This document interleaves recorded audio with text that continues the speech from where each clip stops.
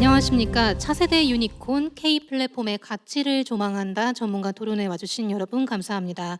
저는 오늘 토론의 사회를 맡은 스타트업 얼라이언스 윤민혜입니다. 먼저 바쁘신 와중에도 오늘 토론회에 참석해 주신 모든 분들께 깊은 감사의 말씀을 드립니다. 오늘 토론회는 국회의원 연구단체 디지털경제 3.0 포럼이 주최하고 스타트업 얼라이언스가 주관하는 행사로 스타트업에서 출발한 우리 플랫폼 기업들이 경제에 어떤 역할을 해왔는지 살펴보고 앞으로 우리 플랫폼들이 글로벌 경쟁력을 갖추기 위해 어떤 정책이 필요한지 알아보기 위해 마련되었습니다. 지금부터 토론회를 시작하도록 하겠습니다.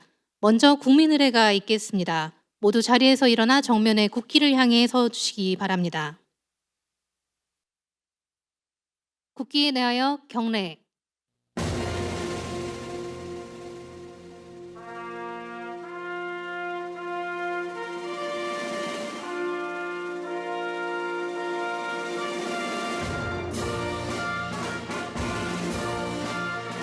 나는 자랑스러운 태극기 앞에 자유롭고 정의로운 대한민국의 무궁한 영광을 위하여 충성을 다할 것을 굳게 다짐합니다.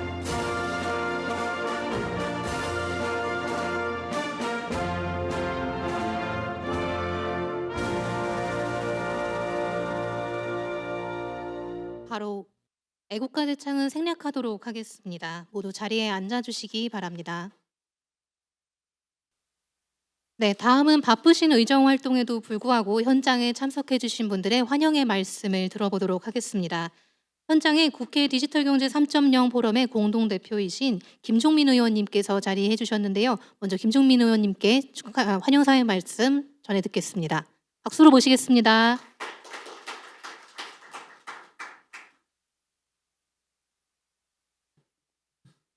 예, 디지털경제 3.0 포럼의 대표를 우리 이성건 의원님과 함께 맡고 있습니다. 김종민입니다. 함께해 주신 여러분들 진심으로 감사드립니다. 우리 이성건 대표님도 늘 우리 디지털 경제를 계기로 해서 우리 산업 현장과 항상 같이 함께 고민하고 함께해 주시고 계시고요. 우리 김은혜 의원님도 포럼 같이 하시죠? 네, 감사드립니다. 네. 오늘 제가 무슨 기사를 하나 봤는데요. 대한민국 유니콘이 씨가 말라간다 이런 기사였습니다. 지금 제가 공직을 한 게 한 20년 되는데 제가 노무현 정부에서 대통령실에서 근무를 한 이후에 20년 동안 경제 민생이 늘 어렵다는 얘기는 나왔는데 지금처럼 이렇게 퍼펙트하게 어려운 적은 처음인 것 같아요. 옛날에는 뭐 자영업이 안 좋다 그러면 중소기업은 괜찮다. 또 중소기업이 안 좋다 그러면 대기업은 괜찮다. 또 대기업이 좀 어렵다 그러면 그래도 수출은 괜찮다. 수출이 조금 떨어졌다 그러면 반도체는 그래도 먹고 살만하다. 뭐 그렇게 해서 아산무사하게 여기까지 왔거든요. 한 20년 동안. 지금 제가 말씀드린 모든 게 다 어렵습니다. 제가 보기엔 제 기억으로는 이런 적은 처음인 것 같아요. 그래서 정말로 심각한 상황이구나 하는 생각을 하게 되는데 제가 이게 진짜 어렵다고 생각하는 가장 큰 이유는 그 중에서도 두 가지입니다. 대한민국의 주력이 흔들리고 있다. 대개 보면 이제 자동차, 또 반도체, 철강, 조선, 석유화학 이게 대한민국 지난 한 20년 동안 산업을 끌고 가는 주력 산업이었거든요. 이게 세계적인 경쟁력을 갖게 됐어요. 그래서 대한민국이 이제 글로벌 코리아가 된 건데 이 주력 산업이 다 흔들리고 있습니다. 뭐 직접적으로 이제 중국의 추격 때문이기도 하지만 초격차를 확보하는데 실패해서 다 흔들리고 있다는 게 상당한 위기 상황이고요. 또 하나는 당장 주력 산업이 어떻다 하더라도 우리에게 내일이 있고 희망이 있으면 그래도 버텨볼 만하고 그래도 마음이 좀 놓이는 건데 지금까지 IMF 이후에 대한민국 혁신 기업은 그래도 경쟁력이 있다고 다들 평가를 했거든요. 아무리 경제가 어렵고 기업이 힘들고 또 삼성이 뭐 삼바로 무슨 여러 가지 위기에 빠져도 대한민국 혁신 기업들, 스타트업들, 이 기술 기업들이 희망이 있다고도 봤는데 여기에 대해서 지금 뭔가 경고등이 자꾸 켜지는 게 이게 진짜 불안합니다. 그래서 저는 유니콘이라는 게 우리가 뭐 큰 기업 무슨 뭐 조단위 기업을 만드는 이 양적인 지향을 얘기하는 게 아니라 이 유니콘이 나와야 기술 가지고 아이디어 가지고 사람들이 이 허공을 향해서 한 발을 내딛는 거거든요. 이 새로운 혁신 기업이 가능해지는데 유니콘이 안 나온다는 거는 사람들이 혁신에 뛰어들 동기 유발이 안 된다는 겁니다. 그래서 저는 참 되게 위기의식을 가지고 보고 있고요. 오늘 그 차세대 유니콘 K 플랫폼에서 한번 만들어 보자. 물론 플랫폼에 대해서 또 여러 가지 의견들이 있습니다. 뭐 플랫폼 기업이 과연 딥테크로 볼 수 있느냐 뭐 이런 의견도 있고 여러 가지가 있지만 하여간 지금 딥테크냐 플랫폼이냐를 따질 게 아니고 어떻게든지 하여간 글로벌로 나아갈 수 있는 그런 기업들. 그래서 많은 젊은이들이 혁신을 선택할 수 있도록 하는 이런 계기들을 꼭 만들어야 된다. 저는 이 플랫폼 관련해서 그동안에 보면 이 전통 산업과 항상 플랫폼이 충돌합니다. 이거 과정에서 이해관계의 충돌이 있고요. 근데 사실은 이 이해관계 충돌을 정리하는데 잘 못했어요. 특히 대한민국 정치권이 이 점에서 많이 제 역할을 못했습니다.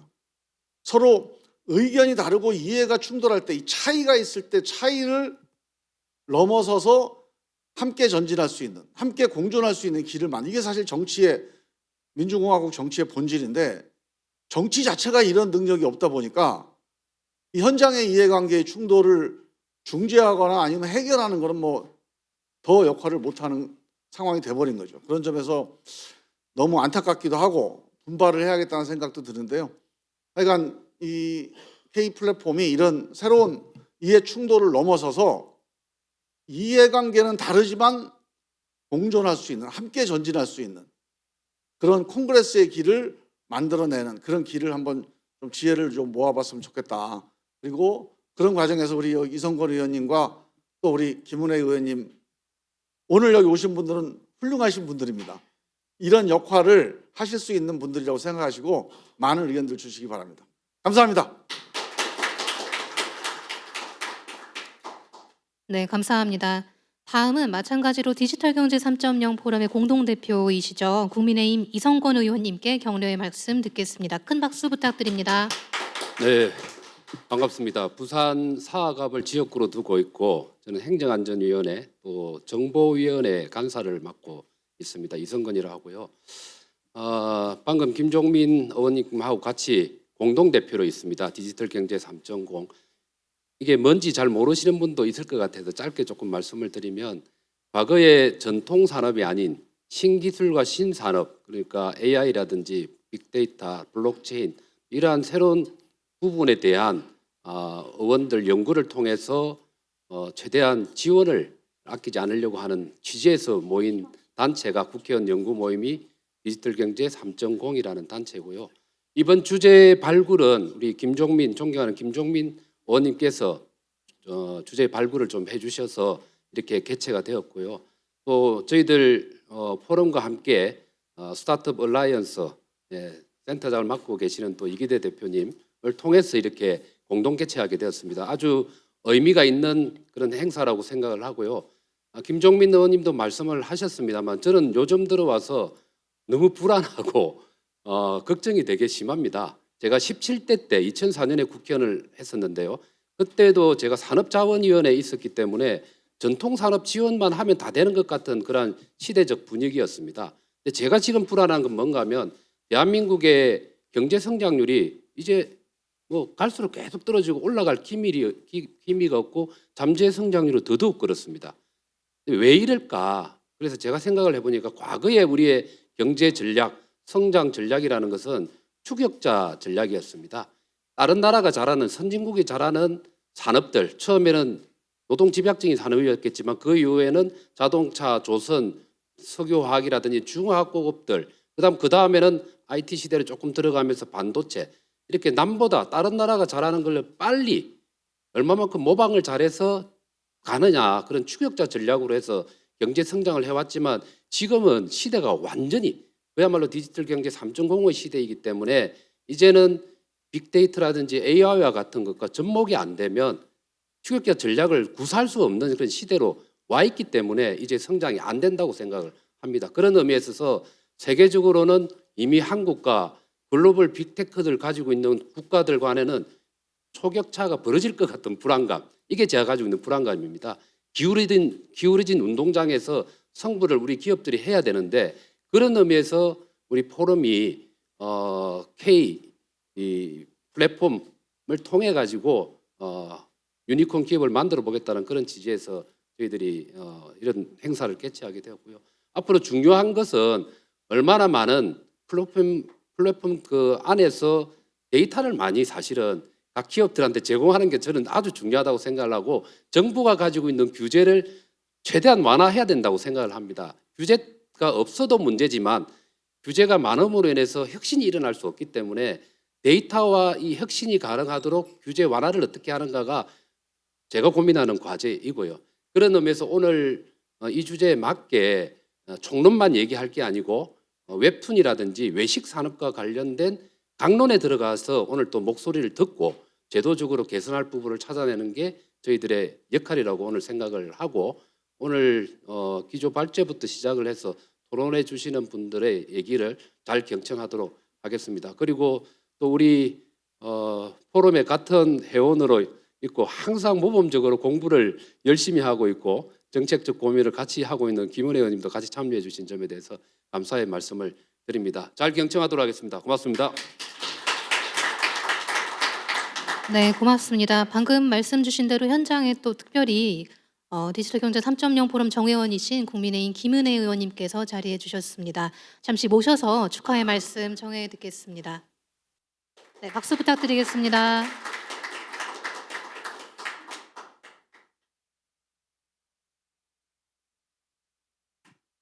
저는 제가 존경하는 김종민 이성걸 의원님이 포럼을 만드신다 해서 막 차를 타고 회원으로 가입을 했었는데 오늘 이런 축사의 기회가 올 줄 몰랐습니다. 일단 먼저 오늘 차세대 유니콘 K 플랫폼 가치를 조망하는 전문가 토론을 진심으로 환영합니다. 함께해 주시는 이기대 센터장님, 그리고 강영교 교수님, 정나경 교수님, 경나경 교수님, 김숙 대표님, 또 좌장으로 해주시는 김민호 교수님과 곽규태 선지원 교수님, 그리고 최은진 조사관보님과 정주현 전문위원님께도 깊은 감사의 말씀을 전합니다.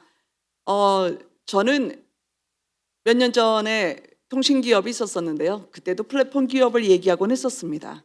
그런데 그 플랫폼이 지금 10년 또 20년 넘도록 제자리에 걸음을 걷는 것은 정치가 지나치게 관심을 갖기 때문인 것 같습니다. 제가 시가총액 전 세계에서 10대 기업 안에 있는 기업들을 최근에 살펴본 적이 있었는데요. 여러분들 많이 아시는 마이크로소프트나 애플이나 여러 기업들, 특히 시가총액 우리나라 돈으로 하면 2,000조가 넘는 기업들의 공통점이 있습니다. 바로 기업의 경쟁력 자체를 AI로 트랜스포메이션을 하고 있는 기업들입니다.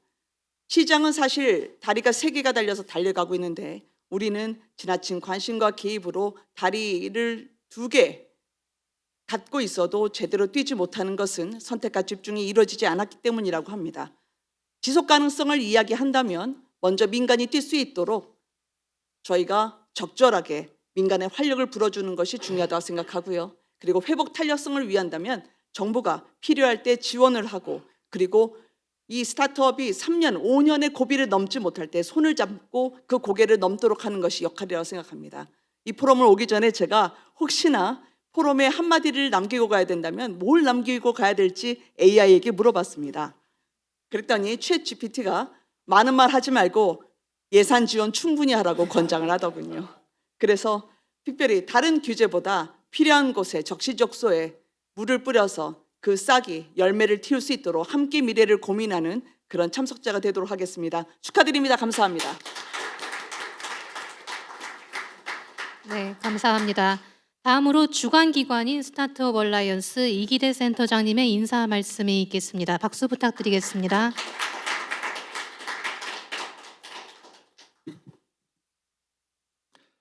디지털 경제 3.0 포럼의 세 분 의원님 말씀 정말 잘 들었습니다. 오늘 발제 맡아주신 교수님들 그리고 토론자 여러분들께 감사드리고요. 저는 한 1년 전까지만 해도 강원 창조경제센터를 잠깐 맡고 있었습니다. 강원도에 가면 그 고성에 해산물로다가 건강식, 그 반려견을 위한 건강식을 만드는 동해형씨라고 하는 스타트업이 있습니다. 또 강릉에 가면 3대째 그 건어물 상을 하는 3일 건어물 베이커리라고 하는 로컬 크리에이터도 있었습니다. 3일 건어물이 위치한 그 강릉 월화거리는 꽤 유명한 곳이긴 한데 아무래도 오프라인 매장으로 성장을 하는 것은 한계가 있었습니다.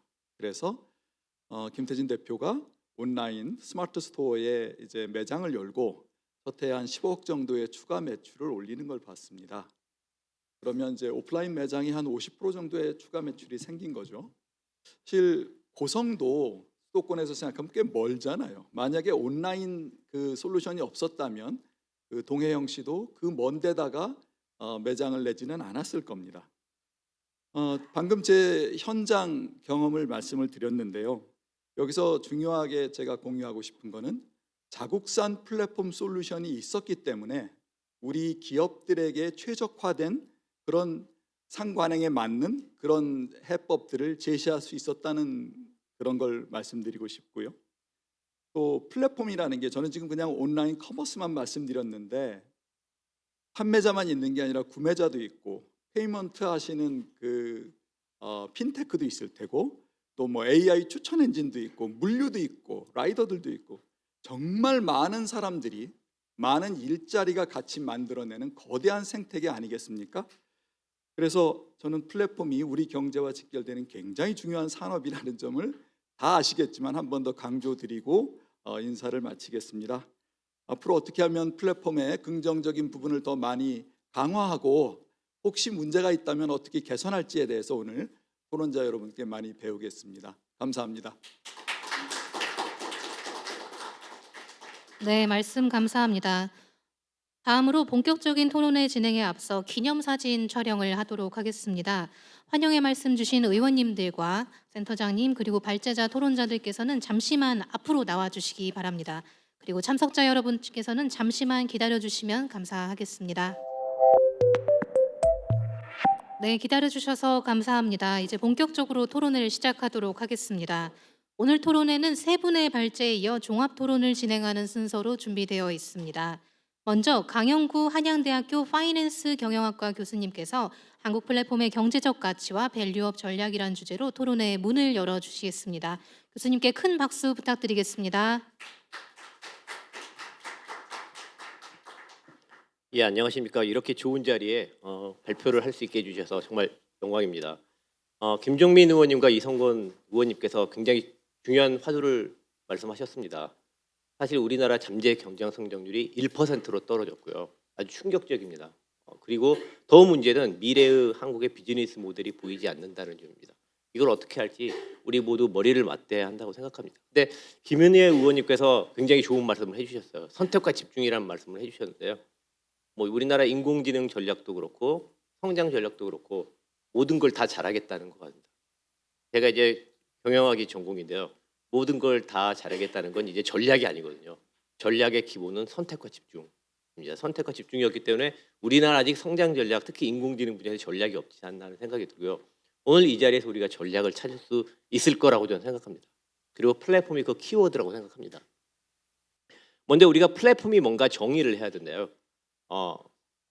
코즈 교수님이 노벨 경제학상을 받은 논문에서 거래를 조직화하는 방법이 크게 두 가지가 있다고 말씀하셨습니다. 하나는 시장을 통해서 거래를 하는 방법, 그리고 조직 내부에서 넌 이거 해, 넌 저거 해, 넌 월급이 얼마야 하는 시장과 조직 두 가지 방법으로 거래를 조직하는 방법이 있다고 했습니다. 네. 그런데 플랫폼은 시장도 아니고 조직도 아닌 것 같습니다. 첫째 특징을 보면 뭐냐면 일단 시장과 같이 바이어와 셀러가 만나서 거래 비용을 줄여주는 메커니즘이긴 한데 적극적인 역할을 하는 코어가 있다는 점입니다. 그런 면에서 시장은 차이가 있는 것 같습니다. 그럼 조직이냐? 조직은 경계가 있죠. 그 경계를 명확하게 정의하는 거에 조직이 시작이고 회사의 시작인데 플랫폼이 경계를 자기가 정의를 할 수 없습니다. 네, 결국 생태계에 좌우되고요. 그래서 일단 플랫폼은 시장도 아니고 회사도 아니다, 조직도 아니다. 그렇다면 우리가 여기를 규제하거나 진흥할 때도 있어서 시장도 아니고 조직도 아니라는 관점을 일단 유지할 필요가 있어 보입니다. 그러면 플랫폼이 어디서 가치를 창출하느냐? 플랫폼이 창출하는 가치는 플랫폼이 직접 재화를 창출하기도 하지만 플랫폼을 구성하는 보안, 우리는 그걸 보안제라고도 하고요. 셀러, 바이어, 앱이라고도 하고 생태계 참여자들 간의 인터랙션을 통해서 이루어집니다. 즉 생태계가 창출하는 가치, 이게 더 중요하게 됩니다. 근데 이제 우리가 생태계라고 하면 생태계를 관리하는 전략이 필요하고요. 이건 시장도 생태계 안에 들어왔기 때문에 시장을 뛰어넘는 전략이 필요합니다. 그래서 플랫폼이 성공하려면 단순히 시장 전략이 아니라 비시장 전략이 필요합니다. 여기서 시장 전략이라고 하면 좋은 물건을 만들고 싸게 만들고 마켓 쉐어를 넓히고 이런 거라면 비시장 전략은 어떻게 규제 환경을 잘 만들 것이냐, 그렇죠? 어떻게 이해관계자 간의 갈등을 조율하느냐, 그다음에 언론, 정치 전략까지 다 포함한 겁니다. 그래서 플랫폼이 정치적으로 민감한 주제일 수도 있고 트럼프 대통령은 틱톡을 미국화하려고 하고 있고 중국도 자국 플랫폼을 보호하고 있고 유럽도 그러고 네, 이런 건 당연히 논리적으로 이렇게 도출되는 것 같습니다. 결국 시사점을 보면 플랫폼은 시장도 아니고 조직도 아닌 하이브리드 조직이고 시장과 조직의 이분법적 관계, 시장으로 보고 규제해서도 안 되고 조직으로 보고 규제해서도 안 되겠죠. 최악은 뭐냐면 플랫폼을 규제해야겠다고 마음먹고 어떨 때는 시장이라고 보고 시장 논리를 동원해서 규제하다가 언제는 회사라고 보고 회사 논리를 동원해서 규제하는 건 정말 최악이 될 것 같습니다. 그리고 이제 플랫폼도 경쟁인데요. 엄청나게 치열한 경쟁을 하고 있으니 플랫폼이 시장으로서의 요소, 플랫폼 내의 경쟁, 거기에 대해서 규제를 하는 것도 중요하지만 플랫폼 내의 경쟁에 대해서 우리가 손을 대는 순간 플랫폼 간의 경쟁에 영향을 줄 수 있다는 점, 이게 또 중요한 것 같습니다. 이와 함께 또 플랫폼도 여러 가지 레벨이 있는 것 같습니다. 결국 이제 플랫폼이 굉장히 중요한데 사실 우리나라가 모든 플랫폼에서 다 잘할 수는 없은 것 같고요. 또 플랫폼을 다 똑같은 플랫폼이라고 규제를 해도 안 되고 그럴 것 같습니다. 그럼 이제 플랫폼을 우리가 분류를 해야 되는데 맨 위에는 이제 우리가 앱에 핸드폰에 설치하는 앱들 다양한 플랫폼, 우리가 흔히 하는 플랫폼들이 있고요. 이런 것들이 이제 주로 콘텐츠나 서비스를 제공하는 플랫폼들이 있습니다. 여기는 완전 레드 오션이죠. 예. 근데 이제 우리나라가 나름대로 잘하고 있습니다. 거기서 한 단계만 밑에 내려놓으면 그 앱을 찾을 수 있고 그 앱을 관리할 수 있게 해주는 그런 소위 말하는 메타 앱들이 있습니다. 메타 정보, 슈퍼 앱 이런 활동하고요. 여기까지만 오면 이제 여기도 이제 레드 오션인데 플레이어가 확 줄어듭니다. 여기에 제대로 된 플레이어를 가지고 있는 나라는 미국, 중국 그리고 한국밖에 없는 거죠. 그런 면에서 우리나라가 디지털 선진국이라고 하는 게 어느 정도 일리는 있습니다. 그런데 여기도 사실 레드 오션이고 그렇습니다. 그 밑에서부터는 이제 경쟁이 없는 거죠. 블루 오션은 그 밑에서부터입니다. 그리고 그 밑에서 사실 미국, 중국 등 사실상 두세 개 업체가 모두 지배를 하고 있는 거죠. 그 밑에는 앱스토어가 있고요. 앱스토어는 구글 플레이 스토어와 애플 앱스토어 두 개밖에 없는 거죠. 그 밑에 내려가면 왜 우리가 구글 플레이 스토어하고 애플 앱스토어만 쓰게 되었느냐? 왜 그들이 30%씩 마진을 떼가느냐? 매출액에서 떼가니까 마진도 아니죠. 그것도 OS를 독점하고 있기 때문이죠. 네, 그리고 중요한 앱들은 다 또 클라우드에 기반하고 있고요.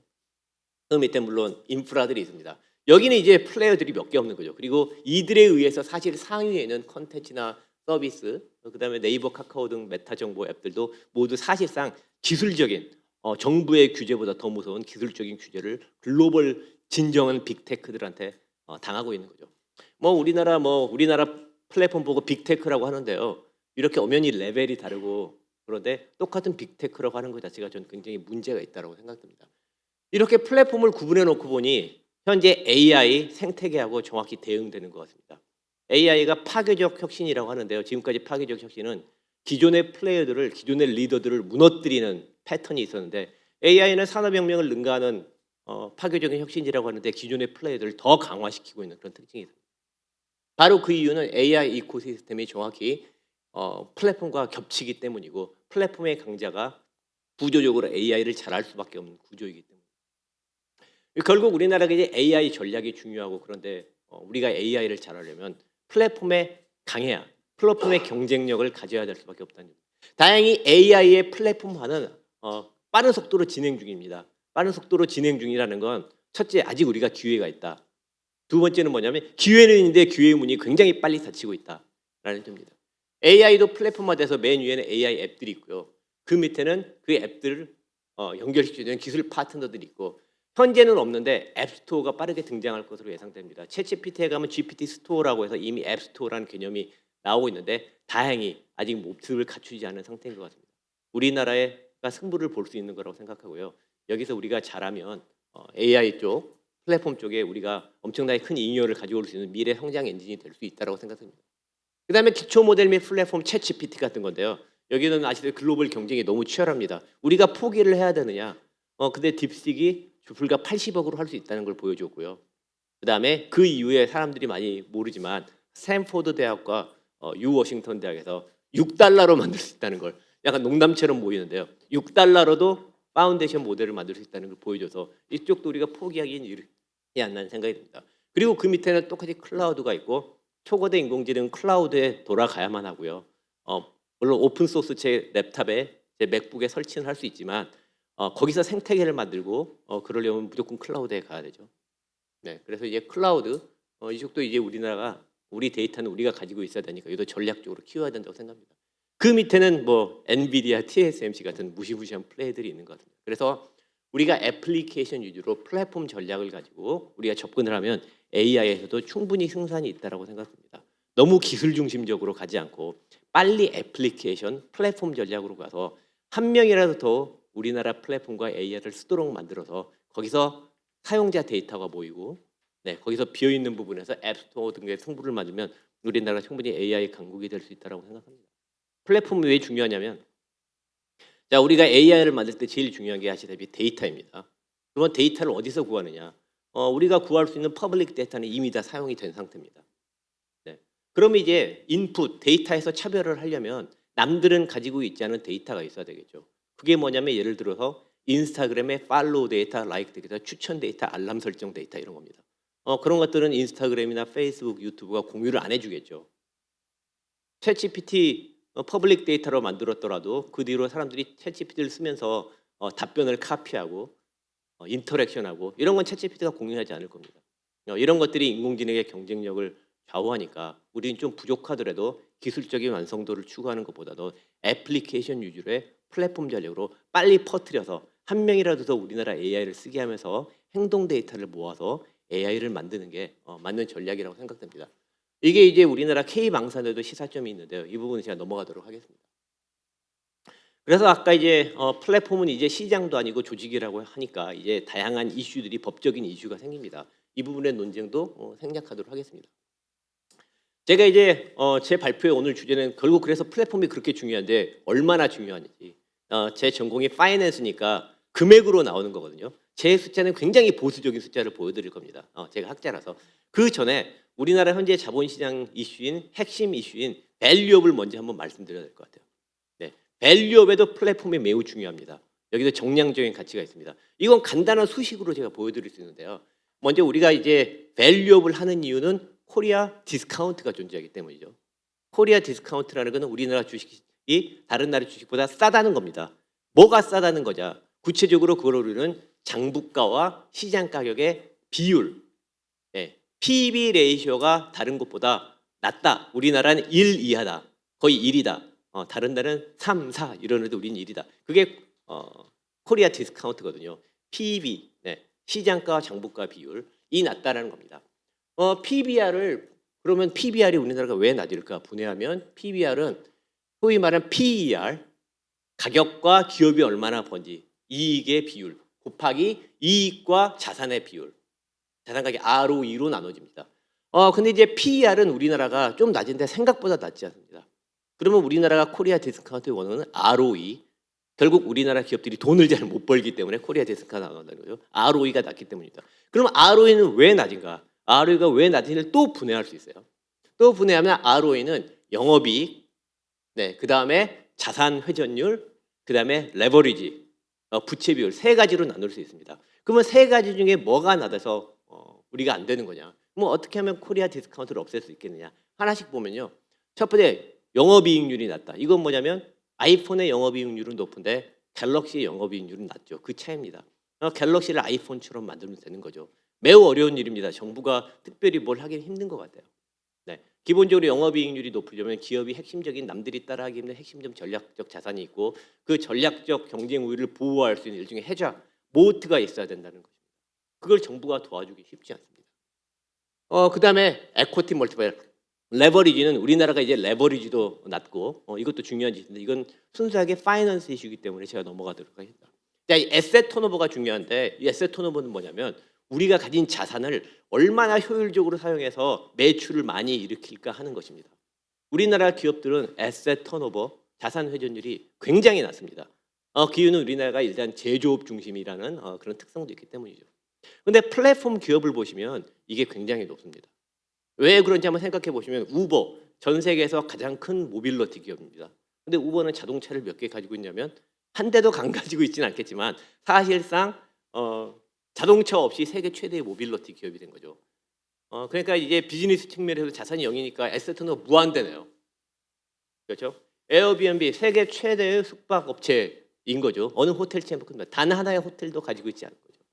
그러면 이것도 에셋 턴오버가 무한대네요.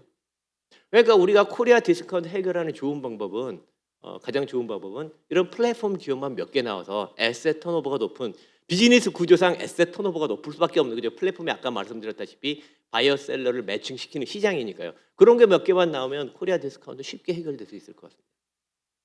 자, 근데 이제 우리나라 현실을 보면 네, 그런 플랫폼 기업들이 우리나라도 나올 뻔했죠. 시도가 있었고. 근데 그런 기업들이 이제 우버가 있었다면 우리나라는 타다가 있었고요. 네, 그 다음에 에어비앤비, 타다, 강남 언니, 직방, 로톡 같은 모두 플랫폼 기업들이 있는데 이 기업들의 특징은 뭡니까? 네, 뭐 여러 가지 이유로 매우 힘든, 네, 굉장히 파괴적 혁신, 이게 혁신이라고 하시는 분들도 있는데 저는 파괴적 혁신이 맞은 것 같습니다. 파괴적 혁신이고 워낙 잠재력이 있는 비즈니스 모델이라 그런지 우리나라에서 금지되거나 이해관계자들의 도전을 받아서 제대로 영업을 못하고 법적으로 보장이 되어 있는데도 이해관계자 도전으로 잘 안 되고 있다. 결국 우리나라는 분명히 포텐셜이 있고 하려는 시도도 있고 이걸 통해서 밸류업을 할 수 있는데도 불구하고 이해관계자 관리에 실패해서 이게 잘 안 되고 있다는 겁니다. 어쨌든 이런 게 몇 개만 돼도 된다. 다른 말로 이제 사실 밸류업이라는 게 밸류 크리에이션에 이걸 직접적으로 측정하는 방법이 있습니다. EVA라는 방법이 있고요. 이걸로 분석해도 우리가 똑같은 결과를 도출할 수가 있습니다. 근데 우리가 방법이 있다는 거죠, 사실은. 그러면 구체적으로 이렇게 어마어마한 포텐셜을 가진 플랫폼 기업에 얼마냐 직접 돈으로 환산해 보자. 충분히 계산할 수 있습니다. 다만 저 같은 경제학자들은 경영학자들은 눈에 보이지 않는 걸 숫자화하기는 눈에 너무 보이지 않는 걸 숫자화하는 건 좀 보수적으로 접근하는 거라서 당장 쉽게 계산할 수 있는 눈에 보이는 것만 계산하게 되고 그래서 제가 보여드리는 숫자는 매우 보수적인 숫자일 수밖에 없다고 말씀드리고 싶습니다. 다행히 글로벌 플랫폼 경제 규모가 나와 있는 게 있습니다. 글로벌 플랫폼 경제 규모를 보면 2022년도와 2023년도를 비교한 다양한 데이터들이 있고요. 굉장히 크다. 2023년 기준 11.8조 달러에서 2028년이 16.5조 달러로 연평균 7%의 복합 성장률로 성장하고 있는 산업이기도 합니다. 그러니까 이제 우리나라 잠재 성장률이 1%대인데 플랫폼만 아까 잘해도 밸류업도 해결하고 우리나라 성장 모델도 찾고 할 수 있는 거죠. 일단 커나가는 사업으로 볼 수 있겠습니다. 그러면 이 중에 한국이 얼마나 되냐?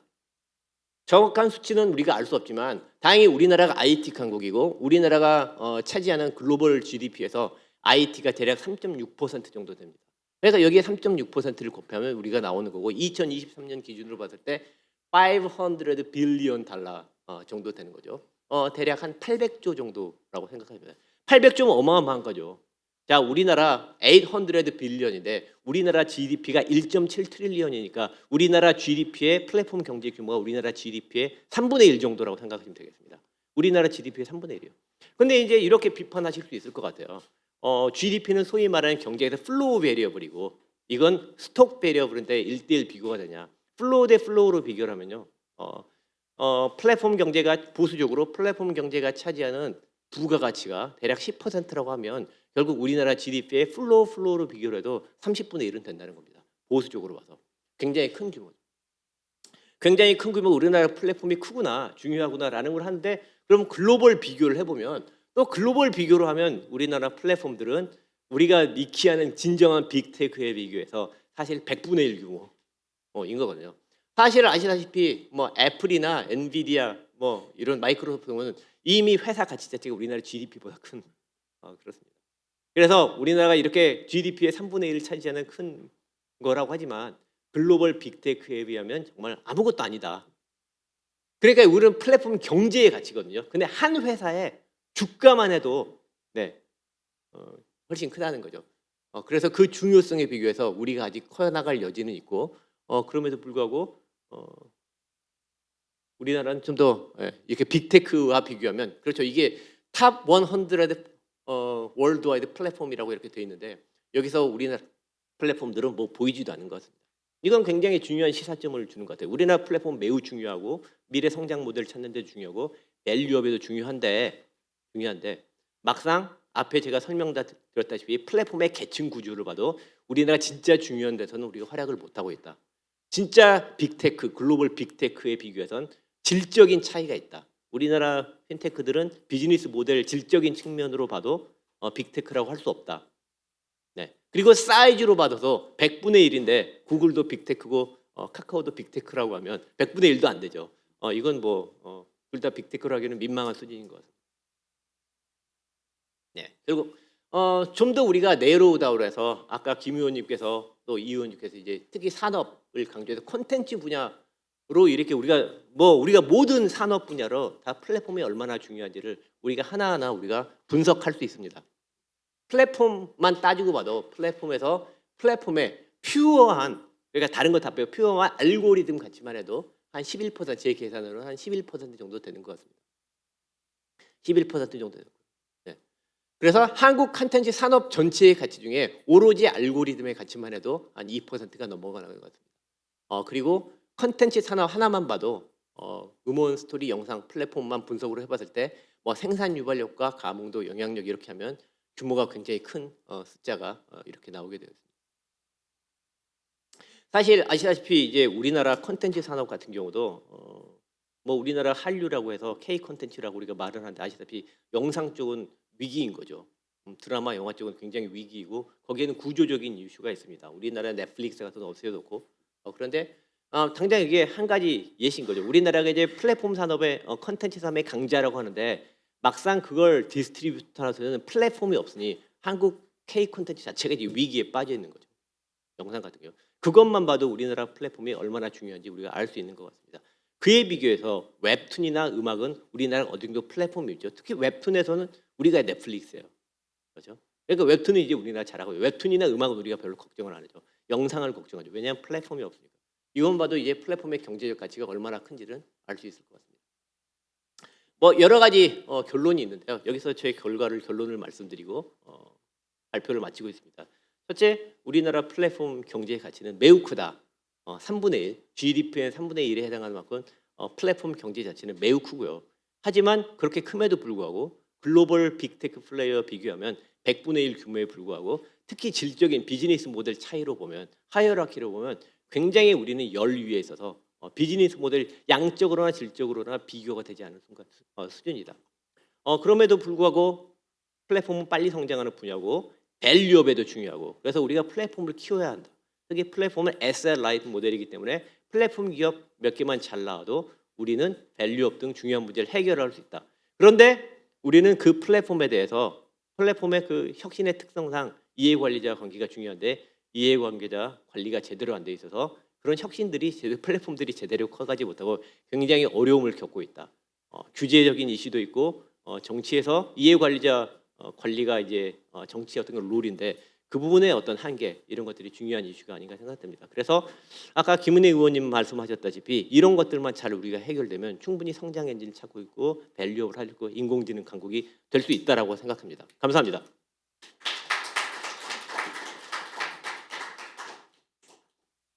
네, 교수님 발표 감사합니다. 다음은 경나경 싱가포르 국립대학교 정보시스템 및 데이터 분석학과 교수님께서 K 플랫폼을 통한 한국 외식 산업의 성장, 왜 규제보다 지능인가를 주제로 발표해 주시겠습니다. 박수 부탁드리겠습니다.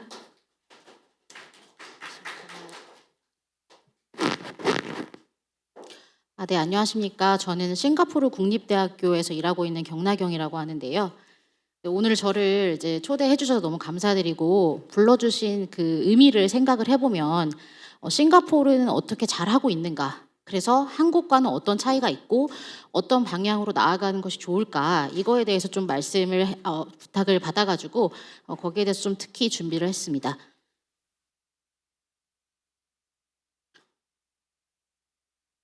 네, 아까 그 강영희 교수님께서 말씀 주신 것처럼 이제 플랫폼이 무엇이냐에 대해서 간단히 설명을 드리겠습니다. 그래서 보시면 그 옆에 사진, 굉장히 15년 전에 배달 산업의 사진을 여실히 보여주는 사진이라고 볼 수 있겠는데요. 상당히 모든 과정이 다 노동 집약적이었습니다. 그래서 전화를 걸고 메뉴를 선택하고 가격을 지불하고 이런 모든 과정이 굉장히 노동 집약적이고, 또 그렇다 보니까 이제 높은 초기 자본이 필요하고, 또 소비자의 입장에서는 낮은 수준의 배달 서비스 경험이 이루어질 수밖에 없었는데요. 이제 배달 플랫폼의 역할이 무엇이냐라고 하면 이 모든 복잡하고 노동 집약적인 과정을 한 큐로 해결한 디지털화한 혁신적인 비즈니스다라고 말씀드릴 수가 있겠습니다. 그래서 보시면 이제 큐 한 번, 즉 클릭 한 번으로 내가 배달을 시키고 또 음식을 집 앞까지 받을 수 있기 때문에 상당히 효율성이 증대되고, 이제 영세업체나 작은 자본을 가진 기업들도 이 시장에 참여할 수 있는 장점을 가지고 있습니다. 그래서 이제 제가 꼭 이제 말씀드리고 싶은 부분은, 사실 소비자 입장에서는 이게 이제 눈에 보이는 연결이 아니다 보니까 특히 한국에서는 이 비용이 좀 공짜가 아닐까, 네, 이런 인식이 많은데 이제 플랫폼을 운영하는 비용도 들 뿐더러 혁신적인 가치를 제공하고 실질적으로 재화를 제공하기 때문에 이 서비스에 대해서 비용을 지불하는 것이 당연하고, 이거에 대한 좀 인식이 필요하지 않나, 일단 이렇게 좀 말씀을 드리고 싶고요. 그래서 옆에 보시면 그 고객의 선택을 받았다, 그래서 성장을 하고 있다라고 말씀드릴 수 있겠는데요. 이제 배달 플랫폼의 그 음식 서비스 모바일 거래액이 계속 증가 추세를 보이고 있는 상황이고, 이제 뭐 엔데믹으로 인해 가지고 살짝 주춤하긴 했지만 지금 다시 성장세를 보이고 있습니다. 그러면 이제 배달 그 산업이 성장을 통해서 외식 산업의 생태계, 아까도 이제 에코시스템 말씀을 주셨는데 그 생태계에 어떤 후생을 증대시키느냐, 이걸 이제 세 가지로 말씀을 드리겠습니다. 그래서 보시면 이제 첫 번째로 배달 앱을 이용을 했을 때 입점 업체의 매출이 평균적으로 33% 증가한다. 즉 파이가 커지고 시장 참여자의 후생이 증가된다라고 해석할 수가 있겠고요. 그다음에 이제 밑에 보시면 이제 코로나 시기에 사실 이제 뭐 모두가 어려웠지만 특히 자영업자분들이 많이 어려우셨는데, 뭐 매출이 감소하는 건 어쩔 수 없지만 그 감소 폭을 줄여주는 25%포인트 줄여주는 효과로 완충제로서 성실하게 그 역할을 수행을 해왔습니다. 또 옆에 보시면 전체 외식 산업 성장률이 지금 파란색으로 표기가 되어 있고, 배달 시장 성장률은 빨간색으로 이제 표시가 되어 있는데요. 보시면 전체 외식 산업은 엔데믹 이후 약간의 침체를 겪고 있는데, 이 침체를 극복하기 위해서 이제 배달 플랫폼들의 자체적인 투자와 노력, 예를 들면 뭐 무료 배달, 이걸 예로 들 수 있겠는데요. 그 시기를 겪고 나서는 보시면 옆에 그 배달 시장 성장률이 회복세를 보이고 있죠. 그래서 다시 한번 말씀드리면 이제 플랫폼들의 자체적인 어떤 노력과 재투자로 이 시장 전체를 안정시키고 성장시키는 지대한 영향을 주고 있다라고 해석할 수 있겠습니다. 이제 정말 오해가 많은 부분인데 제가 여기에 대해서 꼭 말씀을 드리고 싶었는데요. 이제 저는 이제 이런 거를 이제 실증적으로 연구하는 이제 학자이다 보니까 과연 정말 세간에서 항상 얘기하는 이해관계자, 특히 입점 업체들의 후생에 어떤 영향을 주는가, 이 부분에 대해서 꼭 말씀드리고 싶습니다. 이제 가장 뭐 기사를 보면은 너무 먹고 살기 힘들고 배달 앱 때문에 좀 상권 쇠퇴도 이루어지고 골목 상권이 다 뺏긴다, 이런 말씀을 많이 하시는데요. 실증적인 자료로 한번 살펴보겠습니다. 그래서 보시면 지금 배달 앱을 이용한 음식점의 매출 증가분이 이제 매년 7,067만 원, 영업이익 증가분이 655만 원으로 실증적인 결과를 봤을 때 사용하는 것이 훨씬 후생 증대에 긍정적인 영향을 준다는 거를 자료로서 알 수가 있고요. 그럼 이제 또 많은 오해가 프랜차이즈나 규모가 큰 음식점에만 좀 이런 이득이 돌아가는 게 아닐까라는 오해가 있는데, 이제 이걸 계산을 했을 때 소규모 음식점의 매출 증가율이 97.8%, 즉 대규모 음식점의 8.6%보다 10배 가까이 높습니다.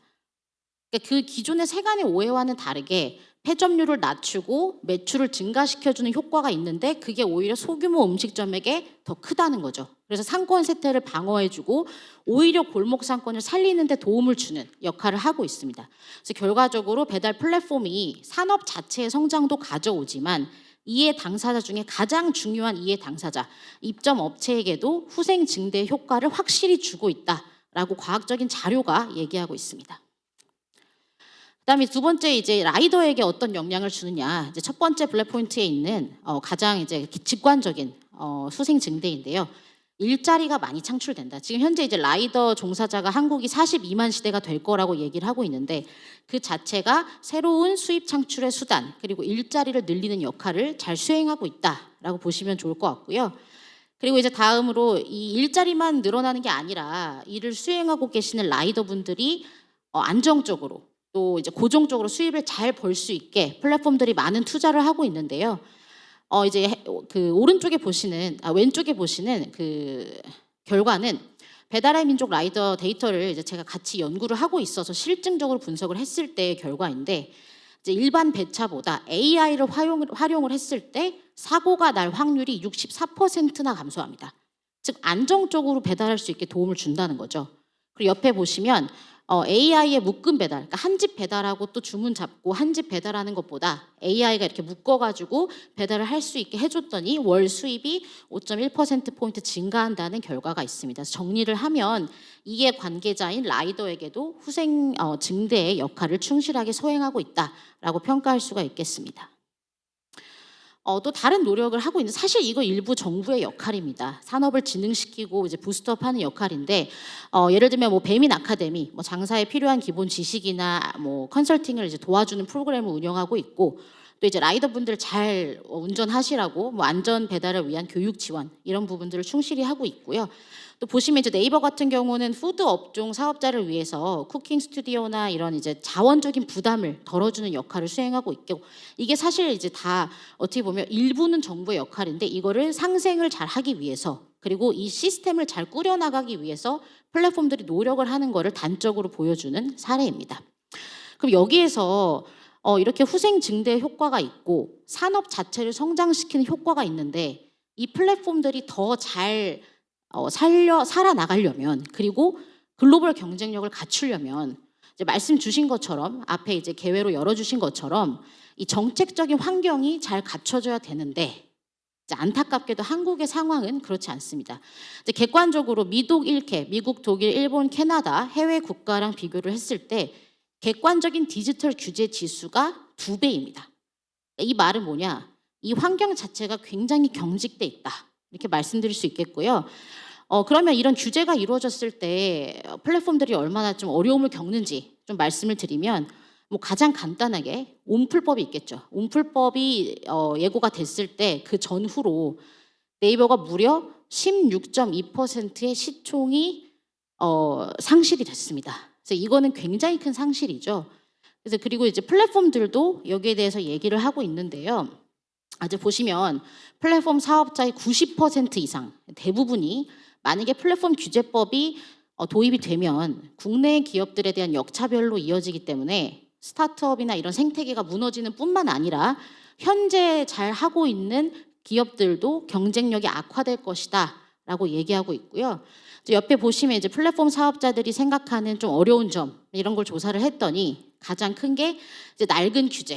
플랫폼이 아까 이제 강영 교수님 말씀 주신 것처럼 조직도 아니고 사업도 아닌데 이거를 어떤 식으로 규제해 나갈까에 대해서 이런 규제를 했다가 또 그 다음에는 또 다른 잣대를 들이밀고 이런 규제가 이제 흔히 얘기하는 낡은 규제겠죠.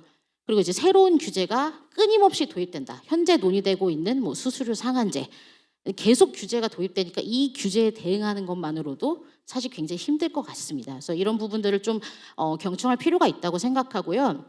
그래서 이런 정책적 환경 속에서 이제 한국에 네카라 쿠베가 있지만 여전히 그 규모가 매우 작습니다. 글로벌 대비. 일단 이 사이즈를 보셨을 때 딱 아실 수가 있을 것 같아요. 그래서 국내 플랫폼들의 기업의 성장 속도가 느릴 뿐만 아니라 이 규모 자체가 굉장히 작다. 그리고 그 이유 중에 하나가 이제 앞서 말씀 주신 것처럼 규제 환경, 경직된 이 정책적 환경 안에 있을 수 있다라고 말씀드리고 싶습니다.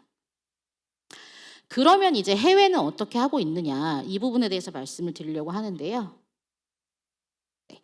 일단 이제 직접적으로 지금 수수료 상한제가 워낙 핫하니까 이 부분에 대해서 좀 조사를 해봤더니 뭐 시카고나 덴버도 코로나 때 이걸 도입을 했습니다. 근데 이게 시장 경제 그리고 우리 기업들이 경쟁하는 데 있어서 이거 되게 저하의 요인이 된다. 그래서 사실 이미 폐지를 했습니다. 참고로 이제 이 수수료의 상한 금액도 15%인데 한국은 이거보다 훨씬 낮죠. 지금 논의되고 있는 부분이.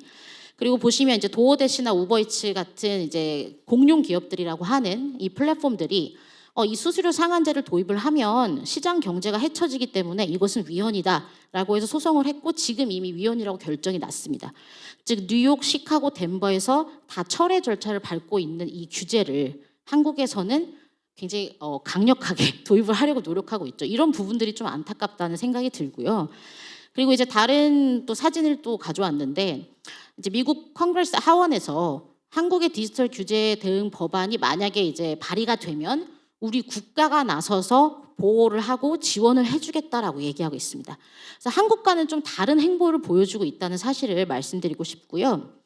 지금부터 말씀드릴 이제 싱가포르에 대해서 좀 말씀을 드릴 건데 일단 싱가포르는 아주 작습니다. 제가 살고 있는 나라인데 서울보다 좀 작은데요. 그래서 이 국가의 어떤 그 발전에 있어서 가장 중요한 게 뭐냐라고 했을 때 우리는 디지털 사업으로 먹고 살아야 된다. 그래서 보시면 이 산업 구조 다변화와 경쟁력 확보를 위해서 기술 플랫폼 스타트업 진흥에 엄청난 펀드를 정부에서 지원을 해주고 이게 바로 진흥이겠죠. 그다음 기술 사업 진흥을 위해서 기술 사업자에게도 상당히 많은 지원을 하고 있습니다. 이게 단순히 스타트업뿐만이 아니라 기존 사업자에게도 지원을 하고 있습니다. 그래서 준비가 돼 있냐 이렇게 봤을 때 지금 2023년 기준으로 이제 아시아 태평양 AI 준비 지수 전 세계 1위이고 죄송합니다. 아태 지역 1위이고 의심할 여지 없이 준비가 잘 돼 있다라고 말씀드릴 수 있겠는데요. 이제 이게 의미하는 바가 뭐냐면 새로운 기업들이 AI를 사용하고자 할 때 그리고 흔히 얘기하는 스타트업이겠죠. 또 이제 이미 기존의 기업들이 AI를 통해서 강력한 혁신을 시도하려고 할 때 이 안정된 상황 속에서 얼마나 잘 해나갈 수 있냐.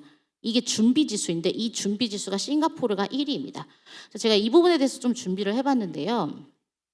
그렇다면 싱가포르는 어떻게 규제 환경을 잘 꾸려 나가고 있길래 이런 혁신적인 서비스와 기업 경쟁력이 확보되고 있느냐. 좀 재미있는 사례를 많이 가지고 왔습니다. 일단 지금 한국은 이제 AI 기본법에 대한 논의가 잘 이렇게 많이 되고 있는 걸로 알고 있는데 일단 싱가포르는 AI 자체에 대한 규제는 존재하지 않습니다. 그래서 기존의 개인정보보호법이나 그다음에 이제 기업 경쟁법을 통해서 간접적으로 규제합니다. 그렇기 때문에 기업이 AI를 활용하는 것이 너무나 쉽고 엄청난 자원과 정책적 지원을 바탕으로 아주 과감한 비즈니스 혁신을 시도하고 있습니다. 그래서 이제 여기에서 나온 기업이 동남아시아 최고의 기업인 그랩이겠죠. 그래서 그랩의 사례에 대해서 말씀을 드리려고 하는데요. 다양한 사례가 있지만 특히 뭐 AI를 도입했을 때 어떤 혁신적인 비즈니스가 나왔고 그래서 어떻게 성장을 했는지 여기에 주목해서 말씀을 드리겠습니다.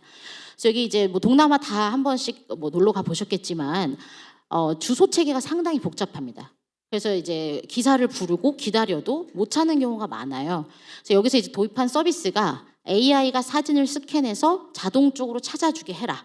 그랬더니 굉장히 빠른 매칭이 가능해서 더 많이 수요를 대응할 수 있고 이거는 이제 기업의 이익이죠. 근데 기업의 이익뿐만 아니라 소비자는 덜 기다려도 되고 라이더는 더 효율적으로 운행을 하는 것이 가능해졌습니다.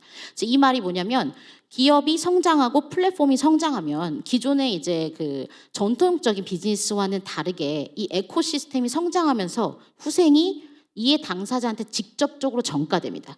이거는 굉장히 긍정적인 효과죠. 그래서 이렇게 이제 혁신적인 시도를 많이 하고 있다라고 말씀드릴 수 있겠고요.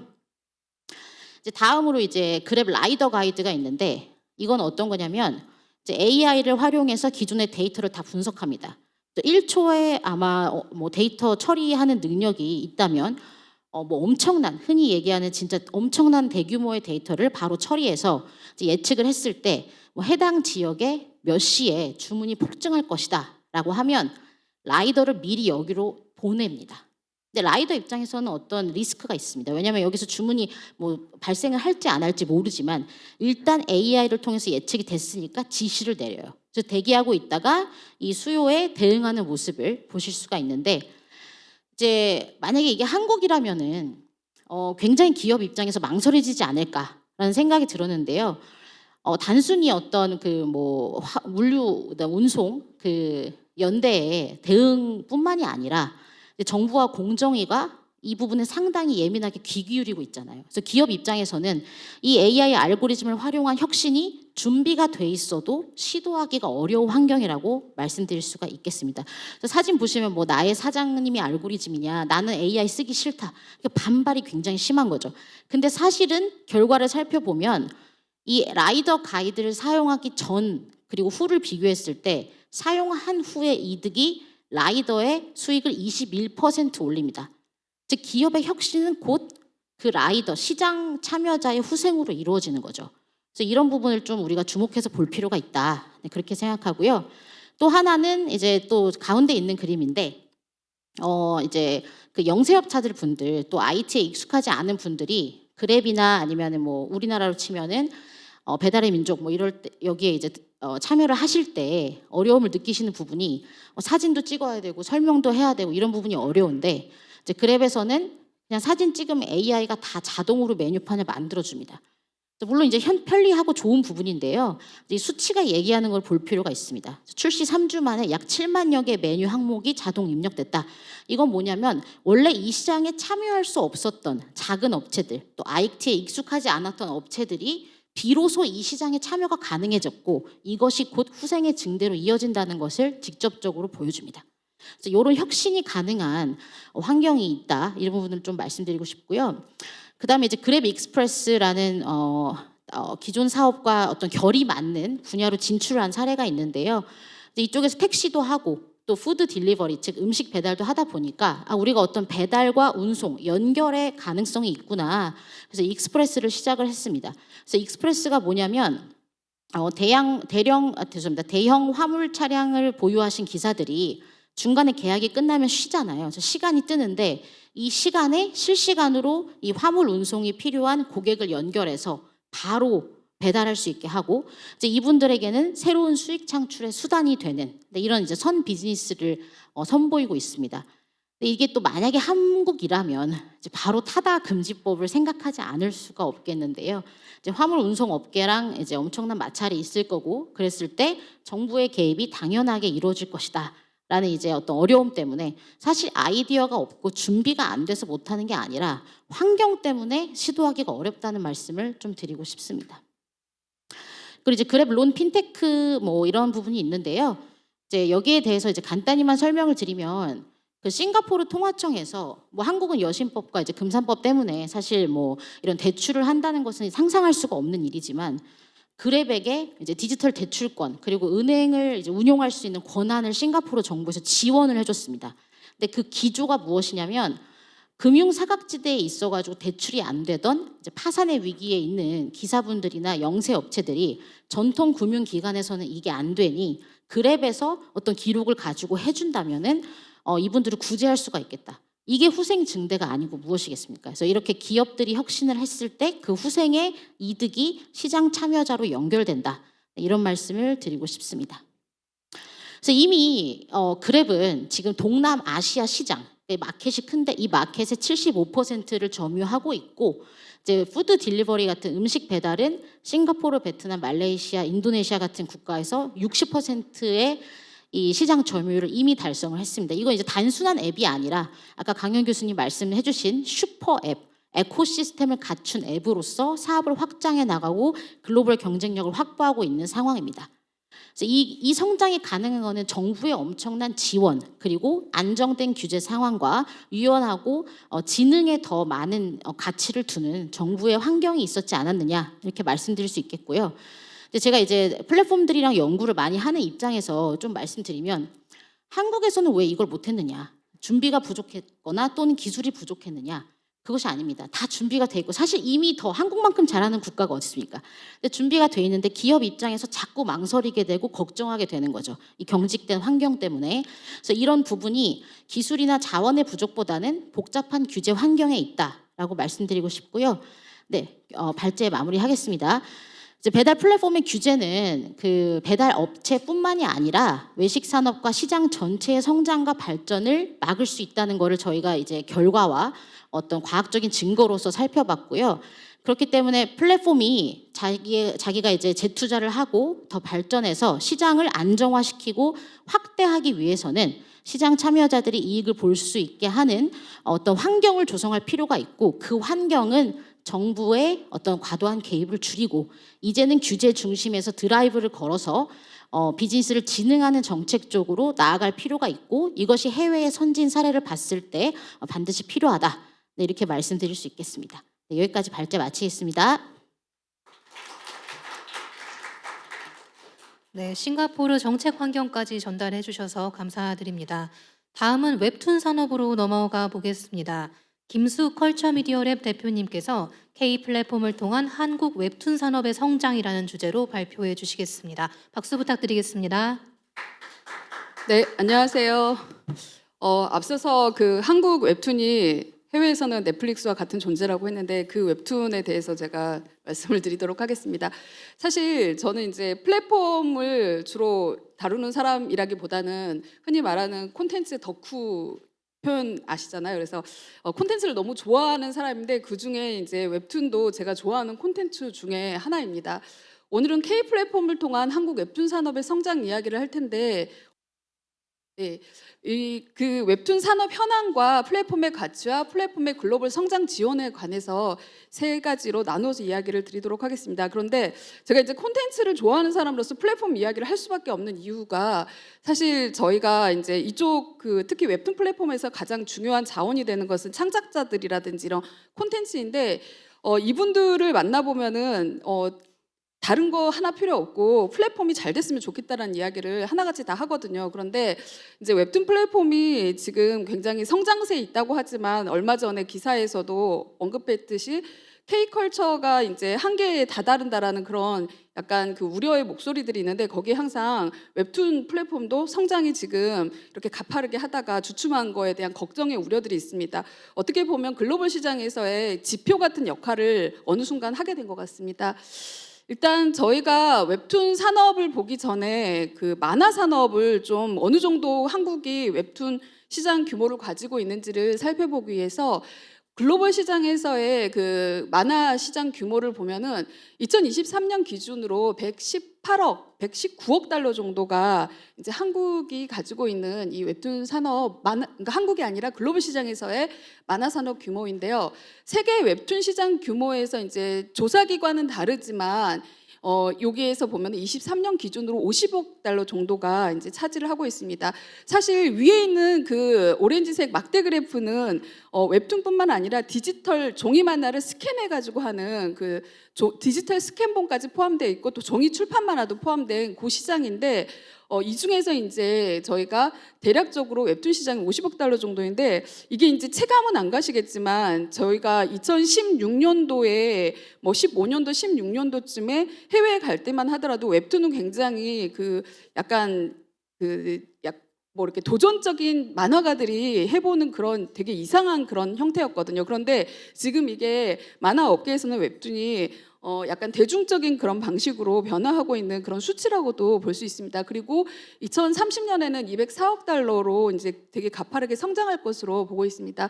한국뿐만 아니라 북미, 중국, 유럽에서 이렇게 웹툰 플랫폼과 관련된 웹툰 산업과 관련된 성장이 보이는데, 요것도 역시 마찬가지로 제가 한 5, 6년 전에 이 웹툰에 관련돼서 소개를 할 때만 하더라도 웹툰이라고 영어로 치더라도 영어로 인터넷에서 검색을 했을 때 잘 안 잡혔어요. 그때는.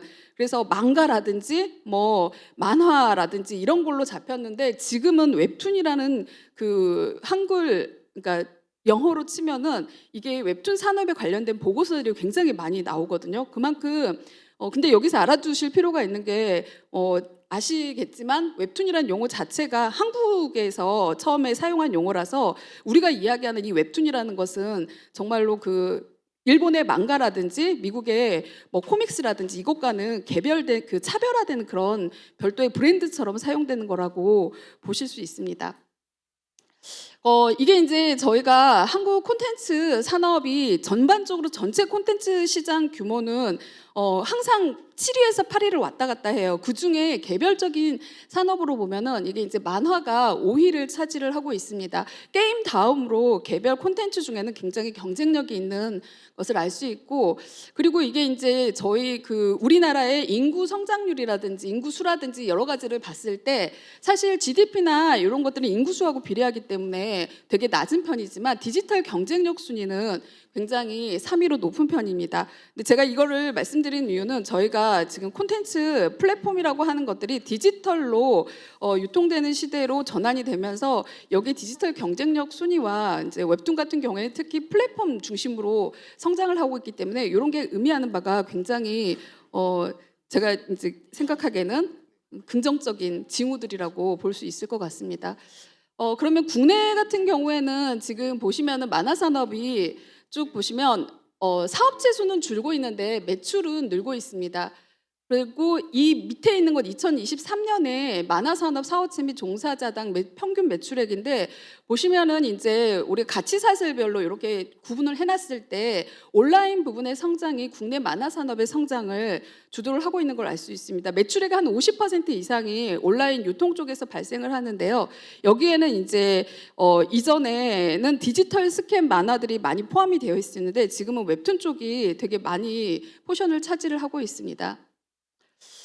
요 왼쪽에 있는 그 부분은 저희가 2017년도부터 웹툰 산업의 실태 조사를 이제 콘진원에서 수행을 해오고 있는데 사실 개인적으로는 이 표를 보면 되게 격세지감을 느끼는 그런 부분이 있습니다. 왜냐하면 2017년도에 저희가 3,799억 원이라고 하는 요 규모가 매출 규모가 웹툰 규모였는데 이때 저희가 전망치를 냈을 때 모 기업에서 2020년도가 1조 원을 달성할 것이다라고 이야기를 했을 때 다들 비웃었어요. 아니 무슨 웹툰이 1조까지 가겠어 매출이라고 해가지고 했는데 정말 2020년도에 저희가 1조 정도의 매출을 달성을 했고 그리고 23년도에는 2배 이상인 2조의 매출을 달성을 했습니다. 그래서 웹툰 산업 자체가 물론 이제 여기에는 코로나의 그 시기를 겪으면서 디지털 플랫폼으로 소비 환경이나 이런 부분들이 굉장히 집중되는 그런 부분도 영향을 미치겠지만 웹툰 플랫폼 자체가 국내 매출만 의지를 하는 게 아니라 해외 쪽에서 발생하는 부분들도 많이 있습니다. 그리고 여기 보면 해외 수출 방법이나 비중에서 보시면 국내 에이전시와 플랫폼을 통해서 해외 수출을 하는 이런 비중들이 상당히 높게 나타나고 있습니다. 그런데 여기에 이제 구조를 보면은 오늘 저희가 이야기하고 싶은 게 K 플랫폼이잖아요. 결국 웹툰이라고 하는 데서 웹툰 산업의 성장에 있어서 크리에이터가 굉장히 중요하지만 플랫폼이 굉장히 이 매출 성장 자체에서 산업 성장에 굉장히 중요한 포션을 차지를 하고 있습니다. 이 CP라고 하는 것은 콘텐츠 프로바이더로 콘텐츠를 제공하는 사람인데 이게 이제 여기에 애초에는 우리가 만화 시장에서는 창작자들이 출판 문화에 편집자들과 같이 하는 그런 방식이었지만 지금은 여기 다양해졌어요. 플랫폼에 납품하는 콘텐츠 프로바이더들이 굉장히 다양해졌는데 예를 들어서 원래는 이제 창작자들이 플랫폼하고 직접 계약을 맺어가지고 CP 역할을 했었는데 지금은 뭐 이렇게 굉장히 생산성을 높여야 되는 상황이 되면서 스튜디오 형식으로 하기도 하고 또 개인 사업자로 내서 하기도 하고요.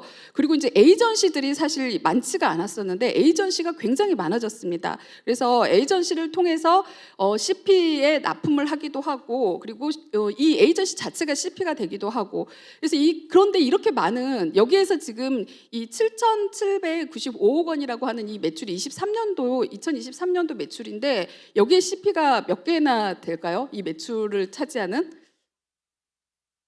그냥 찍어보실 800개가 넘습니다. 800개가 넘는 CP사에서 7,795억 원인데 적진 않지만 이 플랫폼 1조 원인 1조 5천억 원 정도 되는 이 플랫폼은 몇 개사가 될까요? 대략 그러니까 공식적으로는 플랫폼이 한 14개 정도가 있는데 여기에서 매출을 한 7개 정도의 플랫폼의 매출을 합산을 한 거거든요.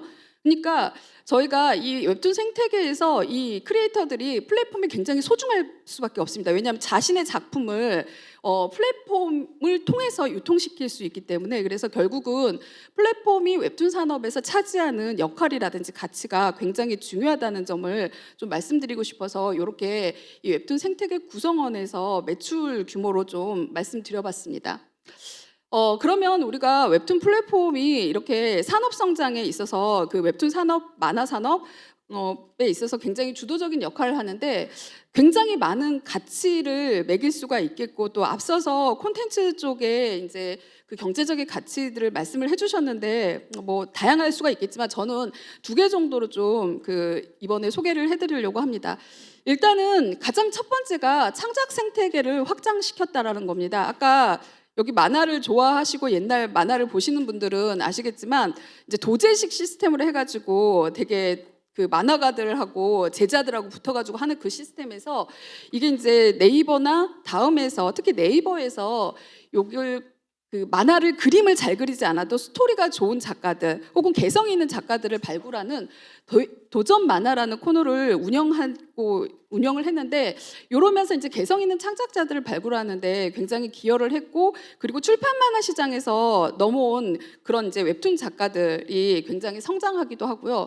그리고 이 시스템을 그 웹툰 플랫폼들이 글로벌로 진출을 하면서 네이버 웹툰은 캔버스라고 하는 플랫폼으로 요거를 했습니다. 한번 보시면은 이제 요게 지금 네이버 웹툰 그 PC 화면으로 들어가면은 여기 도전 만화라는 코너가 있는데 되게 많이 업데이트를 하고 있어요. 그리고 크리에이터스라고 하는 여기 있는데요. 이제 아까 계속 인공지능 이야기를 했는데 플랫폼에서 제공하는 게 단순히 만화를 공급받아가지고 그 유통시켜주는 게 아니라 크리에이터들이 이 웹툰을 창작할 수 있는 도구를 지원하는 그런 역할들도 합니다. 그래서 이렇게 그 뭐 통계도 내서 마치 이제 우리가 유튜브 크리에이터들 어떤 만화에 어떤 시점에 뭐 어떤 수용자들 이런 것들을 분석할 수 있는 그런 것들 지원들도 하고 있는 거고요.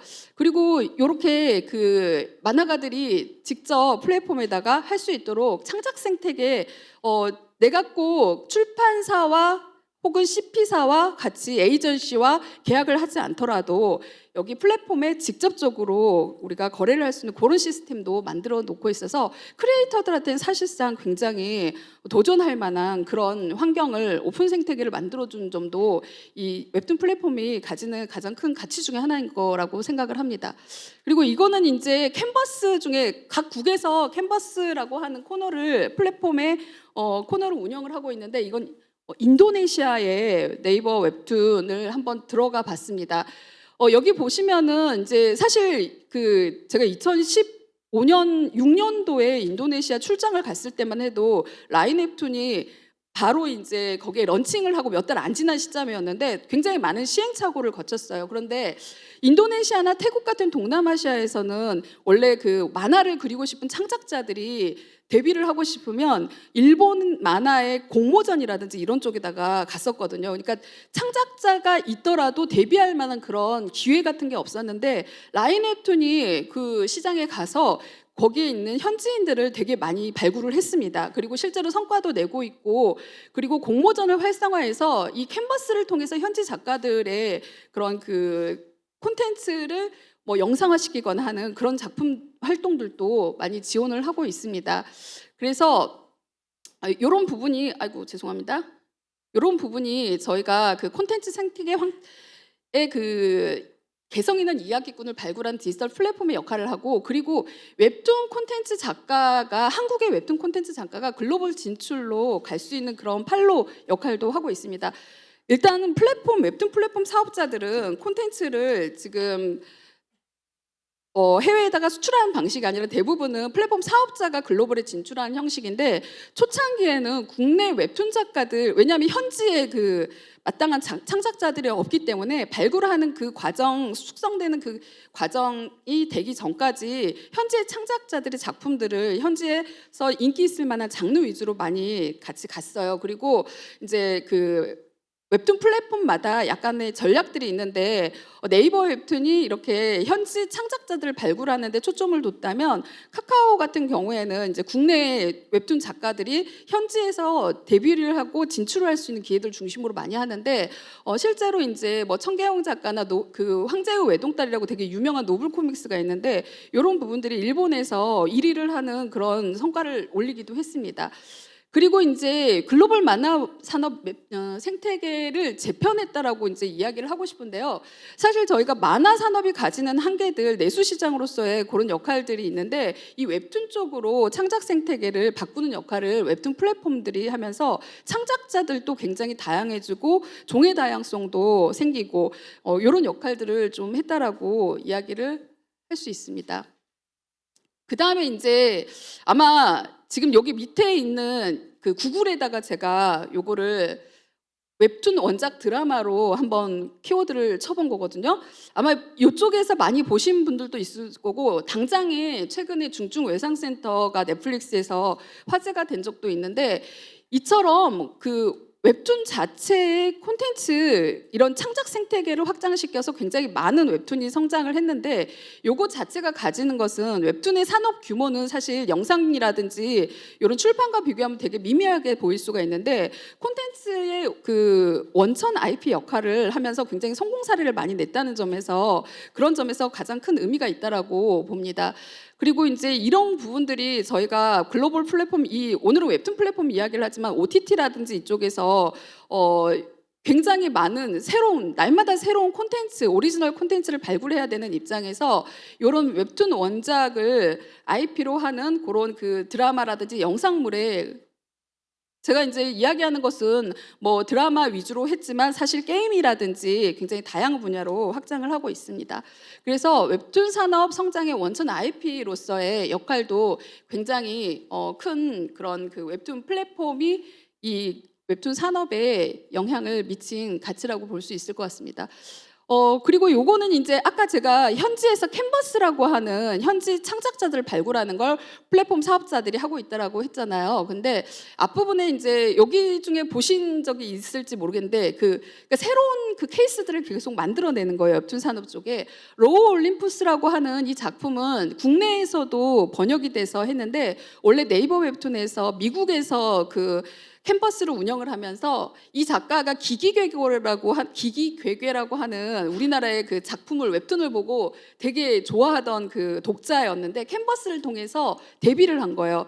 그리고 미국에서는 북미 1위로 성장을 합니다. 그리고 이걸 네이버 웹툰에서 한국에 번역을 했는데, 사실 한국에서는 이 로우 올림푸스가 그렇게 인기가 있지 않았는데, 한국을 뺀 전체 글로벌 영역에서 굉장히 인기가 있었고 애니메이션으로 만들어지면서 지금 주목을 받고 있습니다.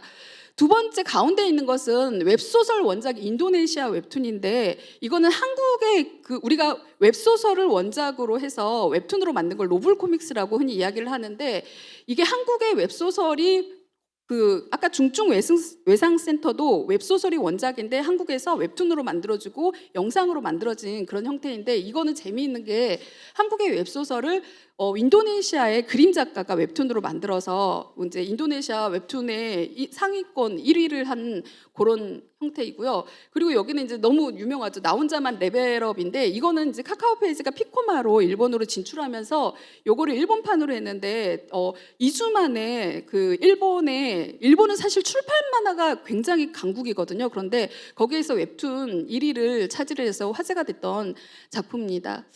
그래서 이제 지금까지는 굉장히 좋은 이야기만 많이 했는데 웹툰 그 플랫폼 사업자들도 그렇고 창작자들도 그렇고 그래서 정부가 제가 하는 일이 주로 정책적인 지원을 뭘 해줬으면 좋은지에 대해서 업계 분들하고 같이 이야기를 하는 건데 뭘 해줬으면 좋을까요라고 했을 때 되게 유명한 그 창작자가 웹툰 작가분이 그 이야기를 하더라고요. 그냥 아무것도 하지 말았으면 좋겠다라는 이야기를 많이 하는데 근데 해주기를 바라는 게 있습니다. 이제 제가 주로 연구를 해왔던 부분이고 조사를 해왔던 부분이라서 그럴지 모르겠는데 이 불법 유통이라고 하는 부분이 사실 초창기에는 만화 사업자들이 그 웹툰 사업자들이 이게 불법 유통이라고 하더라도 이 그 망가가 맨날 불법 유통 시장에서도 1위였는데 한국 웹툰이 1위를 하니까 너무 좋아했어요. 근데 이게 수출하려고 보니까는 이미 다 봐버린 거예요. 근데 이게 지금 한국 만화가 인기가 있으면서 웹툰이 인기가 있으면서 이 불법 유통 부분이 굉장히 심각해지고 또 기술이 워낙 발달을 하다 보니까 이 불법 유통의 방식도 굉장히 발달을 하는데 물론 네이버 웹툰이나 뭐 카카오처럼 혹은 레진이나 이런 큰 기업들 플랫폼 기업들에서 자체적으로 대응을 하고 있긴 하지만 그렇지만 이게 한계가 좀 있습니다. 비용도 되게 많이 들고 또 작은 플랫폼 사업자들은 이것 때문에 딱히 이렇게 대응을 못하는 부분도 있고요. 그래서 이게 이제 저희가 불법 유통 대응 방안은 지금 정부에서 열심히 하고는 있지만 또 굉장히 지원이 필요한 부분들이라고 보여집니다. 그래서 개별 사업자 단위에서 자체적으로 굉장히 많이 하고 있고 공공기관에서도 저작권 보호원에서 사실 이런 기구들이 있는데 이게 아시는 분이 거의 없더라고요. 그래서 이런 홍보들도 필요한 부분들이고 민간관리단체에서는 이제 플랫폼 사업자들끼리 협단체를 만들어가지고 불법 유통 관련돼서 시스템이라든지 제도적인 부분이라든지 뭐 그런 부분들로 하는 그 역할들을 충실히 하고 있습니다. 하지만 어느 되게 항상 그 부족하다는 말, 자원이 부족하다는 이야기를 많이 하죠.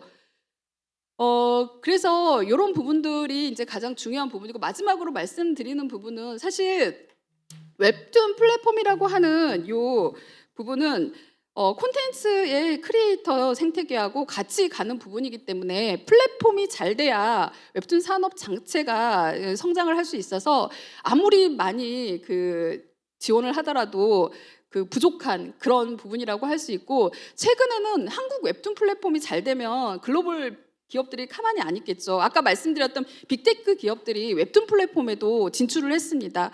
그래서 한국의 CP 사업자들 일부하고 같이 손을 맞닿기도 하는데 사실 웹툰 플랫폼이 글로벌 단위로 진출을 했을 때 직접적인 경쟁 관계가 될 수 있는데 자본으로 이렇게 맞서게 되면 굉장히 힘들어질 수밖에 없는 상황이라서 우리가 만약 K 웹툰이 플랫폼에 넷플릭스 역할을 한다고 해서 좋아할 것만은 아니고 사실 글로벌에서 경쟁을 해야 되는 상대들이 지금까지는 거의 독주였지만 이제 2, 3년 전부터 아마존이라든지 애플에서 하고 있는데 글쎄요 이게 뭐 단시간에 성과가 나는 산업은 아니지만 우리도 이런 경쟁의 준비를 하고 지원이 아낌없이 필요하지 않을까. 그래서 성공적인 스타트업의 플랫폼으로서의 웹툰 플랫폼이 성과를 내야 되지 않을까 생각을 합니다.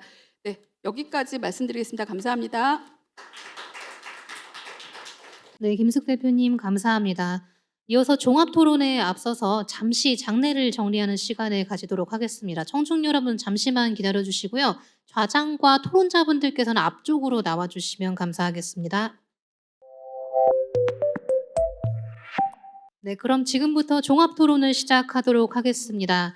먼저 오늘의 좌장과 토론자를 소개해 드릴 텐데요. 제가 한 분씩 성함 불러드리면 토론자들께서는 잠시만 자리에서 목례해 주시면 감사하겠습니다. 오늘 좌장은 김민호 성균관대학교 법학전문대학원 교수님께서 맡아주시겠습니다. 박수 부탁드리겠습니다. 네, 토론을 맡아주실 곽규태 순천향대학교 글로벌문화산업학과 교수님이십니다. 다음으로 토론을 맡아주실 선지원 한양대학교 법학전문대학원 교수님이십니다. 네, 다음은 역시 토론을 맡아주실 최은진 국회 입법조사처 입법조사관보님이십니다. 네, 마지막으로 정주현 스타트업 얼라이언스 전문위원님이십니다. 네, 그리고 앞서 발제를 맡아주셨던 세 분 발제자들께서도 토론에 참여해 주시겠습니다. 그럼 이제 좌장께 마이크를 넘겨드리도록 하겠습니다. 예, 안녕하세요. 방금 소개받은 김민호 교수입니다. 여러분들께서 많은 세미나를 참석을 하시겠지만 우리 대한민국의 세미나 참 재밌는 것 같아요. 왜냐하면 2시간 동안에 3분의 발제와 4분의 토론이 가능할지 항상 저는 의문입니다. 그래서 항상 이런 세미나에 종합토론 좌장을 맡으면 하는 일이 하나밖에 없습니다. 빨리 끝내주세요. 빨리 끝내주세요 하는 것밖에 없는 것 같습니다. 예, 저도 드리고 싶은 말씀이 많이 있습니다만은 일단은 아마 지금 국회 방송에서도 하고 계신 것 같고 하니까 5시에 딱 끝내야 되는 것 같습니다. 그래서 저희에게 남겨진 시간이 30분밖에 없는 것 같아요. 그래서 우리 발제하신 분들한테 원래는 또 마지막 마무리 발언을 할 수 있는 기회를 드리는 것이 도리입니다만은 제가 미리 본 그 종합토론자의 토론문을 보니까 특별히 질문을 하거나 또는 견해에 반하는 말씀을 하신 건 없는 것 같습니다. 그래서 우선은 오늘 종합토론을 맡으시는 4분께 시간을 최대한 드리고 혹 시간이 남으면 저도 그리고 발제자분들도 간단하게 코멘트할 수 있도록 그렇게 진행하도록 하겠습니다. 사회자께서 이미 소개를 다 했기 때문에 제가 별도로 한 분 한 분 소개는 올리지 않고 순서대로 각교태 교수님, 선지용 교수님, 최은진 입법조사관님 그리고 정주현 전문위원님께서 순서대로 5분 내외로 토론을 해주시면 감사하겠습니다. 그러면 각교태 교수님부터 모시겠습니다. 큰 박수로 환영해 주시기 바랍니다. 네. 네, 안녕하세요. 순천향대 곽규태입니다. 3분 발제 잘 들었습니다. 3분이 보니까 도메인도 살짝 다르시고 그다음에 전공 분야도 살짝 다르셔서 다른 결의 플랫폼을 얘기를 많이 말씀을 해주셨는데 종결되는 얘기나 의미는 다 하나로 일관되게 가는 것 같습니다. 많은 공부가 됐고요. 저 역시 순천향대학교에서 컨텐츠 플랫폼 비즈니스를 가르치고 있습니다. 그리고 주요 이제 논문 자체를 도메스틱 플랫폼의 어떤 산업적인 효과나 사회문화적 효과 이런 것들을 좀 많이 연구하고 있어서 아마 오늘 저를 부른 것 같고요. 아시겠습니다만 그리고 발제문에서 드러난 것처럼 디지털 플랫폼의 경제적 효과나 산업적 효과는 이미 엄청나다라는 게 사실은 해외에서는 많이 학술적 연구에서 실증적으로 많이 지금 입증이 되고 있는 그런 상황입니다. 국내 연구에서는 그런 어떤 실질적 증거가 좀 많이 없는 그런 상황이긴 한데 사회과학을 하시는 이제 많은 교수님들께서 지금 이제 그런 연구들을 수행을 많이 해오고 계십니다. 단순히 이게 인터미디어리 정도의 어떤 그런 역할 정도가 아니라 비즈니스 에코시스템으로서 하나를 조성을 하면서 국가 경제 전반을 송두리째 바꿔놓을 수 있을 정도의 파괴력이 있는 어떤 그런 공간으로서 플랫폼을 다시 재조명하는 어떤 그런 시각들이 대단히 많아지고 있습니다. 그러면서 오늘은 이제 커머스 플랫폼하고 콘텐츠 플랫폼을 주로 이제 말씀을 많이 해주셨는데 저는 아무래도 커머스보다는 콘텐츠 플랫폼의 도메인 쪽에서 얘기를 조금 내가 좀 살을 한번 보태볼까 합니다. 제가 수행한 연구들에서도 마찬가지지만 콘텐츠 플랫폼 같은 경우는 국가 경제에 미치는 기본적인 플랫폼의 산업적 영향력 외에도 다양한 생태계 파급 효과를 가지고 있습니다. 이거는 앞서서 강영구 교수님께서 계산하신 어떤 그런 실증적인 어떤 데이터와 일맥상통하는 결과라고 볼 수 있습니다. 다만 저의 연구에서는 직접적인 어떤 경제적 기여도를 받고 기업의 성장에 미치는 영향을 봤다라면 강 교수님께서는 지금 현재 그들의 어떤 매출이나 이익보다는 그들의 사업자의 원가 절감이나 생산성 향상에 어떤 영향을 미칠 수 있는지에 대해서까지 확장될 수 있다는 걸 좀 더 시각을 좀 넓혀주신 것 같습니다. 그런 부분에 대해서도 관심을 가지고 계속 연구를 해나가면 되게 좋을 것 같고요. 김숙 박사님의 발제에서는 콘텐츠 플랫폼이 웹툰 콘텐츠 생태계에서 창작자의 가치를 재조명해주는 어떤 전기를 제공했다는 게 되게 키워드인 것 같습니다. 과거의 콘텐츠 생태계에서도 분명히 이들이 있었는데 그때는 사실은 이런 창작자들의 가치가 지금과 같이 높지가 않았습니다.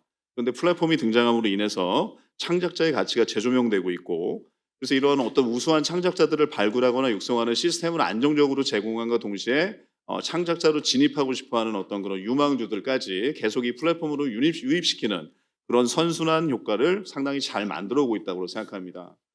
결론적으로 제가 뒤에서 말씀드리겠지만 하나의 콘텐츠를 잘 만들어서 해외 시장에 수출하는 것보다는 저는 개인적으로 시장의 역할을 하는 플랫폼을 우리가 영향력을 지배하는 것이 더 중요하다고 생각하는 사람입니다. 오징어 게임을 잘 만드는 것도 매우 중요하지만 그것이 유통되고 글로벌 시장에 나갈 수 있는 넷플릭스 같은 플랫폼을 대한민국이 실효적으로 준비하고 만들고 구성해 나가는 게 매우 국가의 정책적 과제도 중요하다는 얘기를 드리는 겁니다. 시장이라는 것은 언제든지 봉쇄될 수 있고 통제될 수 있고 정치, 경제, 사회, 문화적인 영향력에 의해서 시시각각 변할 수 있습니다. 물건이 좋다고 반드시 팔리는 것이 아니기 때문에 콘텐츠를 잘 만드는 기본적인 노력은 언제나 중요하지만 플랫폼에 대한 논의가 없다라면 미디어 산업이나 콘텐츠 산업에 대한 정책은 여전히 불안할 수밖에 없다 이렇게 생각하는 바입니다. 그런 면에서 지금 웹툰이나 팬덤 플랫폼 아마 여기 계신 분들 중에 많이 아실 겁니다. 뭐 위버스나 뭐 이런 어떤 팬덤 플랫폼 같은 경우는 이미 지금 글로벌 플랫폼화 되어 있습니다. 글로벌 플랫폼화 되어 있고 그 플랫폼을 통해서 해외의 어떤 이용자들이나 해외 콘텐츠들까지 유입돼서 지금 한국의 위상을 많이 높이고 있는데 애석하게도 한국의 미디어 콘텐츠 시장에서는 방송 영화 중심으로 논의가 되다 보니까 그런 부분이 많이 사회적으로 확산되어 있지 않습니다. 그런 어떤 가치에 대해서 다시 한번 우리가 좀 돌아봐야겠다라고 생각이 들고요.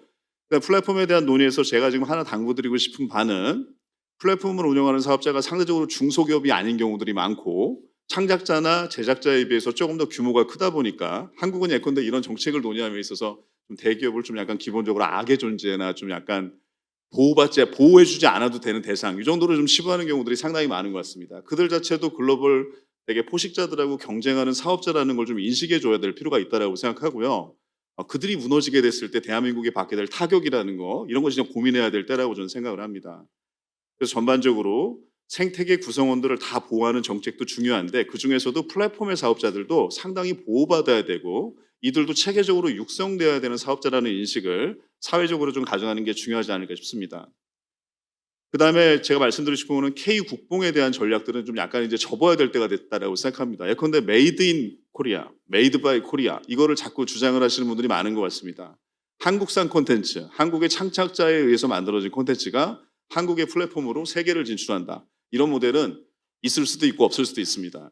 그 과정 중에 한국산 콘텐츠가 있을 수도 있고 한국산 플랫폼이 있을 수도 있습니다. 부가가치만 창출할 수 있는 모델이면 되는 거고 우리는 우리끼리 국뽕도 하지만 때때로 해외 사업자하고 협력도 할 수 있는 그런 어떤 플랫폼으로 통합적으로 성장해 나갈 필요도 있다고 생각합니다. 자칫 K 플랫폼이라는 이 워딩이 과거의 한류라는 워딩처럼 타국가에서 봤을 때 상당히 폐쇄적이거나 문화 침투적인 요소의 단어로 비칠까 봐 좀 우려되는 부분도 있는 것도 사실입니다. 끝으로 제가 말씀드리고 싶은 것은 경락연 교수님의 발제에서 그랩의 사례들 잘 말씀해 주셨는데요. 가진 게 없고 땅덩이가 작은 만큼 싱가포르 같은 전략으로 제가 볼 때 하나의 산업으로 이거를 만약에 인식을 한다라면 플랫폼에 대한 부분에 있어서 규제를 하지 말자라는 게 아닙니다. 필요한 규제는 분명히 가야 될 텐데 불필요한 규제가 많지는 않은지에 대해서 우리 모두가 좀 관심을 기울여야 될 것 같고 특히 우리 디지털 경제 3.0 포럼에 두 분 또 의장이신 위원장님, 국회의원님들께서 잘 이런 부분을 좀 헤아려 주시면은 대단히 지금보다 나아지지 않을까 싶습니다. 이상입니다.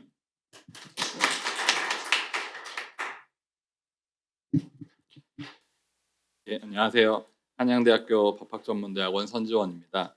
오늘 세 분의 발제 정말 재밌게 잘 들었습니다. 박규대 교수님께서도 말씀하셨지만 좀 아주 다른 시각에서 플랫폼 경제에 대해서 바라보는 내용을 말씀해 주셨는데요. 오늘 이제 공동주최 측이 이제 디지털 경제 3.0 포럼인데 디지털 경제라는 측면에서 요즘은 이제 디지털 경제 자체가 그냥 경제라고 봐도 될 것 같습니다. 디지털 경제를 위해서 필요한 요소를 생각한다면 저는 크게 세 가지를 꼽습니다. 첫 번째는 통신망이 있어야겠고, 두 번째는 에너지가 있어야겠죠. 그리고 이제 세 번째가 플랫폼인데요. 그러니까 이제 강영구 교수님 발표에서 플랫폼의 성격에 대해서 시장도 아니고 조직도 아니다. 뭔가 이제 제3의 성격을 찾아보자라는 시도를 말씀을 해주셨는데, 저는 이 플랫폼의 성격을 제가 나름대로 생각해 보자면 앞에 말씀드린 통신과 에너지와 더불어서 경제의 기반이 되는 인프라스트럭처가 아닐까 생각을 합니다. 흔히 인프라스트럭처 하면은 그냥 유형의 도로, 철도 같은 것들을 생각하지만 사실 언어적인 그 기원만 보더라도 이런 무형의 기반들 역시 인프라라고 볼 수 있고, 그래서 이제 인프라라는 측면에서 꼭 필요한 것이고요. 디지털 경제 발전을 위해서 그 측면에서 우리 유형의 인프라들도 보면은 다양한 모습으로 존재하고 있죠. 그리고 그 인프라들 속에서 우리가 굉장히 다양한 행위들을 합니다. 그 안에서 교통, 통신, 에너지 인프라들 속에서 우리가 다양한 경제 활동들을 할 수 있는데 그만큼 플랫폼이라는 기반 위에서도 또 다양한 활동들을 할 수 있다라는 점을 좀 강조드리고 싶습니다.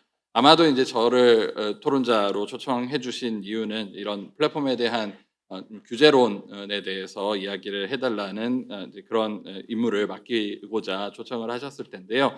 이제 그 규제론을 이야기하기에 앞서서 제가 이렇게 꼭 강조하고 싶은 것이 플랫폼에서 이루어지는 그 행동들, 그 작용들은 다 다르다라는 겁니다. 그래서 각기 다른 형상들을 플랫폼이라는 하나의 그 이름으로 묶어서 그걸 일률적으로 규제를 하고 규제가 아니더라도 지능 정책이라 하더라도 일률적으로 플랫폼이라는 이유로 뭔가 덩치가 크다라는 이유로 또 산업에 영향을 미친다라는 이유로 접근하는 것은 바람직하지 않은 것 같고, 그 안에서 이루어지는 오늘의 이제 발표에서도 이런 외식 산업과 웹툰으로 이렇게 나눠서 논의를 진행을 했는데, 이런 것처럼 좀 다른 모습을 매차관을 해서 규제론을 이야기해야 될 것 같습니다.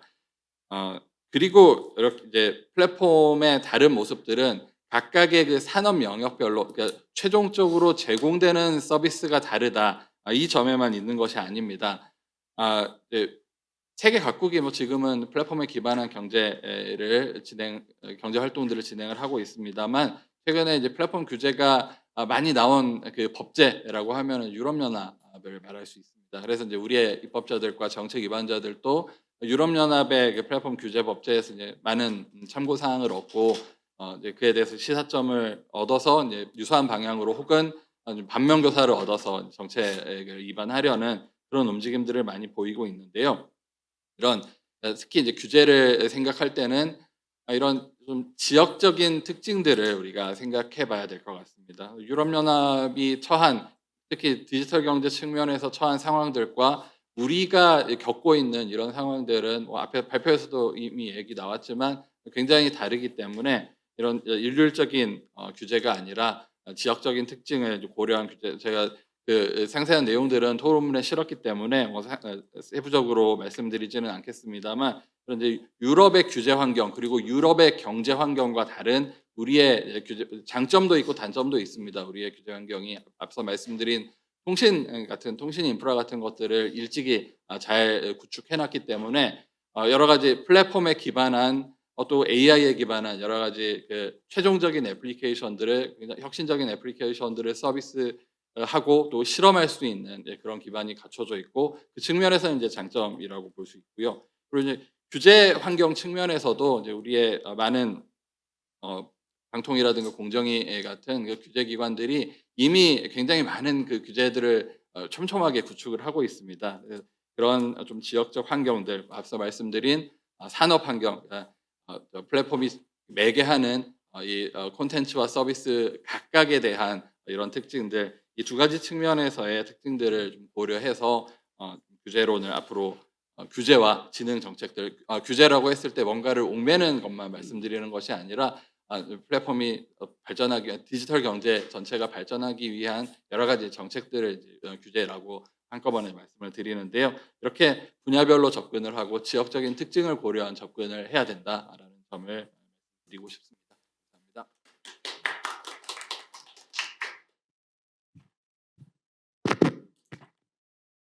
네, 안녕하십니까. 세 번째 토론을 맡은 국회입법조사처 금융공정거래팀의 최은진입니다.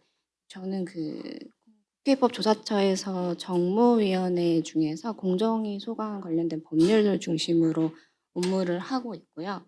우선 오늘 토론자로 초청해 주셔서 굉장히 감사드립니다. 그리고 오늘 그 발제문을 통해서 플랫폼 산업이 한국 경제에서 차지하는 가치와 역할을 이해하고 또 산업별 특성을 반영한 또 플랫폼 진흥 전략의 필요성을 깊이 고민할 수 있는 기회를 가지게 해주셔서 감사합니다. 네, 저는 오늘 그 우리나라가 직면하고 있는 플랫폼 관련 법적 그리고 정책적 상황을 바탕으로 플랫폼 산업의 진흥 그리고 공정한 경쟁 환경 조성을 위한 국가 차원에서의 전략적 규제 그리고 정책과 조화로운 접근에 대한 방향을 견해를 제시함으로써 토론을 가름하도록 하겠습니다. 오늘 발제문에서도 계속 지속적으로 말씀해 주시긴 하셨는데요.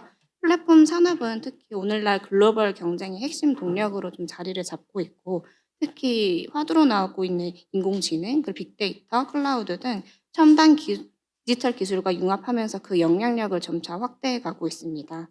특히 그 플랫폼에서 생성되는 방대한 데이터는 AI 기술 발전의 핵심 기반이 되어서 다양한 서비스 혁신을 이끌어내고 있고 우리의 그 생활과도 굉장히 밀접하게 연결되고 있음을 살펴볼 수 있었습니다. 이에 해외 주요국들도 이 플랫폼과 AI의 상호 전성을 인지하고 있고 자국 플랫폼의 산업의 구조와 그 특성을 고려한 발전 전략을 수립해서 플랫폼 그리고 AI 정책을 균형 있게 추진을 하고 있습니다. 예컨대 그 미국은 빅테크 플랫폼 기업을 중심으로 AI 기술 경쟁력 강화에 주력을 하고 있고 유럽연합의 경우에는 플랫폼과 그 AI 데이터 활용을 촉진해 경쟁력 있는 생태계 구축을 강조를 하고 있습니다. 그리고 일본이랑 영국 역시 그 플랫폼 기술 그리고 AI 간 긴밀한 연계를 통해서 전략적인 투자를 확대를 하고 있는 추세입니다. 이와 같이 AI와 플랫폼과 관련된 이런 국가적 전략이 지금 요즘 확장되고 있는 추세는 이 AI의 경쟁 패권을 가지고 오는 이것이 국가의 경쟁, 산업뿐만 아니라 경쟁력 그리고 안보까지 무관하지 않다는 현실을 반영하고 있는 것으로 보입니다. 물론 우리나라도 최근에 여러 경제 부처가 협력을 해서 국가인공지능위원회를 출범을 시키고 또 국가 AI 전략 정책 방향을 발표를 하는 등 여러 정책적 노력을 기울이고 있는 것은 사실입니다. 다만 특히 AI 기술 발전이 필수적인 기반이 되는 플랫폼 산업에 대해서는 과연 명확한 비전을 가지고 있는지 또 그러한 정책성 일관성이 있는지 살펴보기 어려운 측면이 있는 것 같습니다. 특히 저는 공정거래 쪽 분야를 담당을 하고 있기 때문에 2019년도 20년부터 이 플랫폼 관련된 규제 법안들이 나오기 시작한 그런 상황들을 계속 지켜보고 있는데요. 당시에 나왔던 논의들이 현재 5년이 지나고 플랫폼 산업이라는 내용이 AI라는 그런 산업 발전이 빠르게 발전해가고 있는 상황에도 불구하고 전반적인 그런 규제의 틀의 방향성이나 구조가 크게 변화되지 않는 상황도 있고 또 정부나 아니면 우리가 제안할 수 있는 것도 크게 변화하지 못한 그런 측면과 또 규제 강도를 지속해서 높이고 있는 그런 상황들에 대해 안타까움과 함께 사업자들의 혼란 그리고 산업의 발전 이런 것까지 우려스럽다는 생각도 조금 해보긴 했습니다. 오늘 그리고 또 발제문에서도 많은 말씀을 해주셨지만 우리나라 사업자들이 AI 가치 사슬 시장에서 주요 기업들이 AI 가치 사슬 분야에 적극적으로 진입하고 있는 것도 사실이고 특히나 AI 기반 모델의 발전을 위해서 콘텐츠 중심의 플랫폼 산업들이 적극적으로 이제 시장을 선도하며 나가는 것을 살펴볼 수 있었습니다.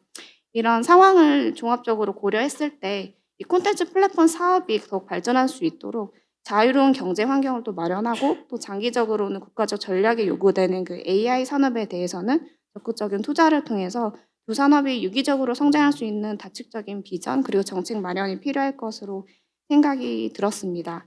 그리고 경쟁 정책적 측면에 있어서는 두 가지 독과점 규제와 거래 공정화 규제 측면을 아무래도 꼽을 수밖에 없는데요. 플랫폼이나 AI 산업에 있어서 독과점 남용 행위 같은 경우에는 명백히 공고한 시장력을 유지해서 착취 남용을 하거나 배제 남용을 하는 그런 명백한 경쟁 제한적 행위에 대해서는 엄격한 규제가 필요를 하지만 또 산업화 진흥 그리고 혁신 가능성도 종합적으로 고려할 수 있도록 신중한 접근이 필요할 것으로 보입니다. 그리고 불공정 거래 행위와 관련해서는 현재 자율 규제를 지금 추진을 하고 있고 여러 분과별로 지금 추진을 하고 있는 과정에 있는데요. 향후 이 자율 규제의 정책 방향이 어떻게 또 흘러갈지 모르겠지만 작년부터 1년간 진행되고 있는 과정 중이기도 하고 마무리돼가고 있는 분과별 사업도 있습니다. 이것들이 효과적으로 나타나고 있는지에 살펴보는 것도 굉장히 중요할 것 같고 특히 자율 규제 같은 경우는 빠르게 변화하고 있는 플랫폼 산업에서 업계들이 자발적으로 참여도 하고 또 책임을 또 스스로 고취할 수 있다는 점에서 그렇게 나쁜 나쁜 방안은 아니라고 생각이 듭니다. 그리고 마지막으로 오늘 여러 말씀을 주셨지만 특히 공정위가 약간 규제 기관이라는 인식이 조금 요즘에 많이 있잖아요. 그래서 그거에 조금 저는 경쟁법을 전공한 사람으로서 조금 안타까움을 느끼는데 사실은 공정위는 주요 목적은 자유로운 시장 경쟁의 활성화를 그 목적으로 하고 또 소비자 후생을 증진하는 것을 목적으로 하면서 공정하고 자유로운 경쟁을 촉진하는 것을 목적으로 합니다. 따라서 이 플랫폼 산업도 AI 산업에 있어서는 공정위뿐만 아니라 여러 관련되어 있는 여러 정부 부처들이 좀 협력을 해서 또 공정이 있는 어떤 것이 과연 공정한 정책이 되어야 하는가의 목적을 두고 좀 의미 있는 시간이 되기를 바라겠습니다. 감사합니다.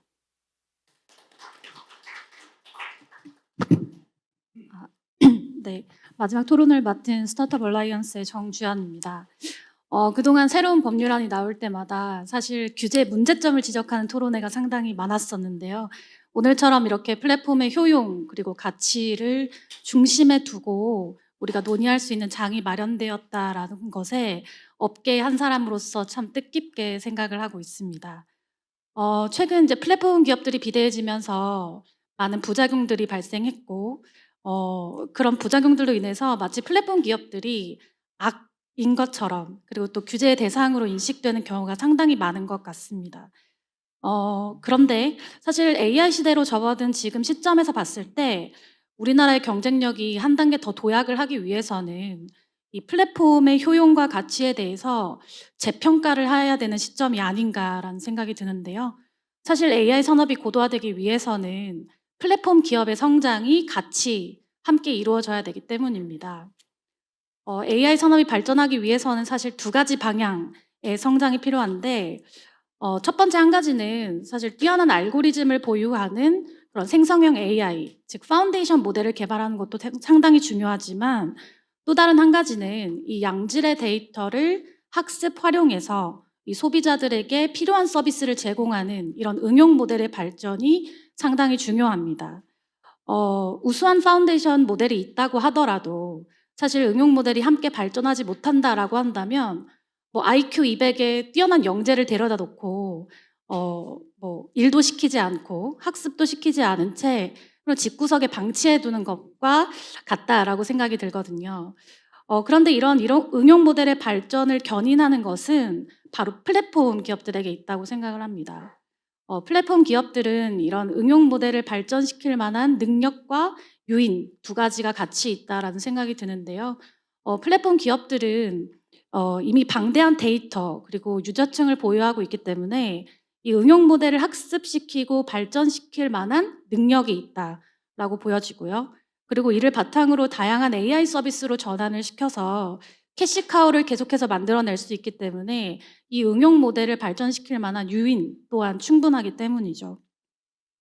우리가 이제 국내 법률 AI 서비스 중에 뭐 슈퍼로이어나 엘박스 AI가 챗GPT보다 더 훌륭하다라고 하는 평가를 받는 이유는 그들이 뛰어난 파운데이션 모델을 가져서가 아니라 그들이 보유하고 있는 그 플랫폼이라고 하는 것을 기반으로 해서 이 하급심 판례 데이터를 수집하고 학습해서 이거를 최적의 서비스로 소비자들에게 제공했기 때문이죠.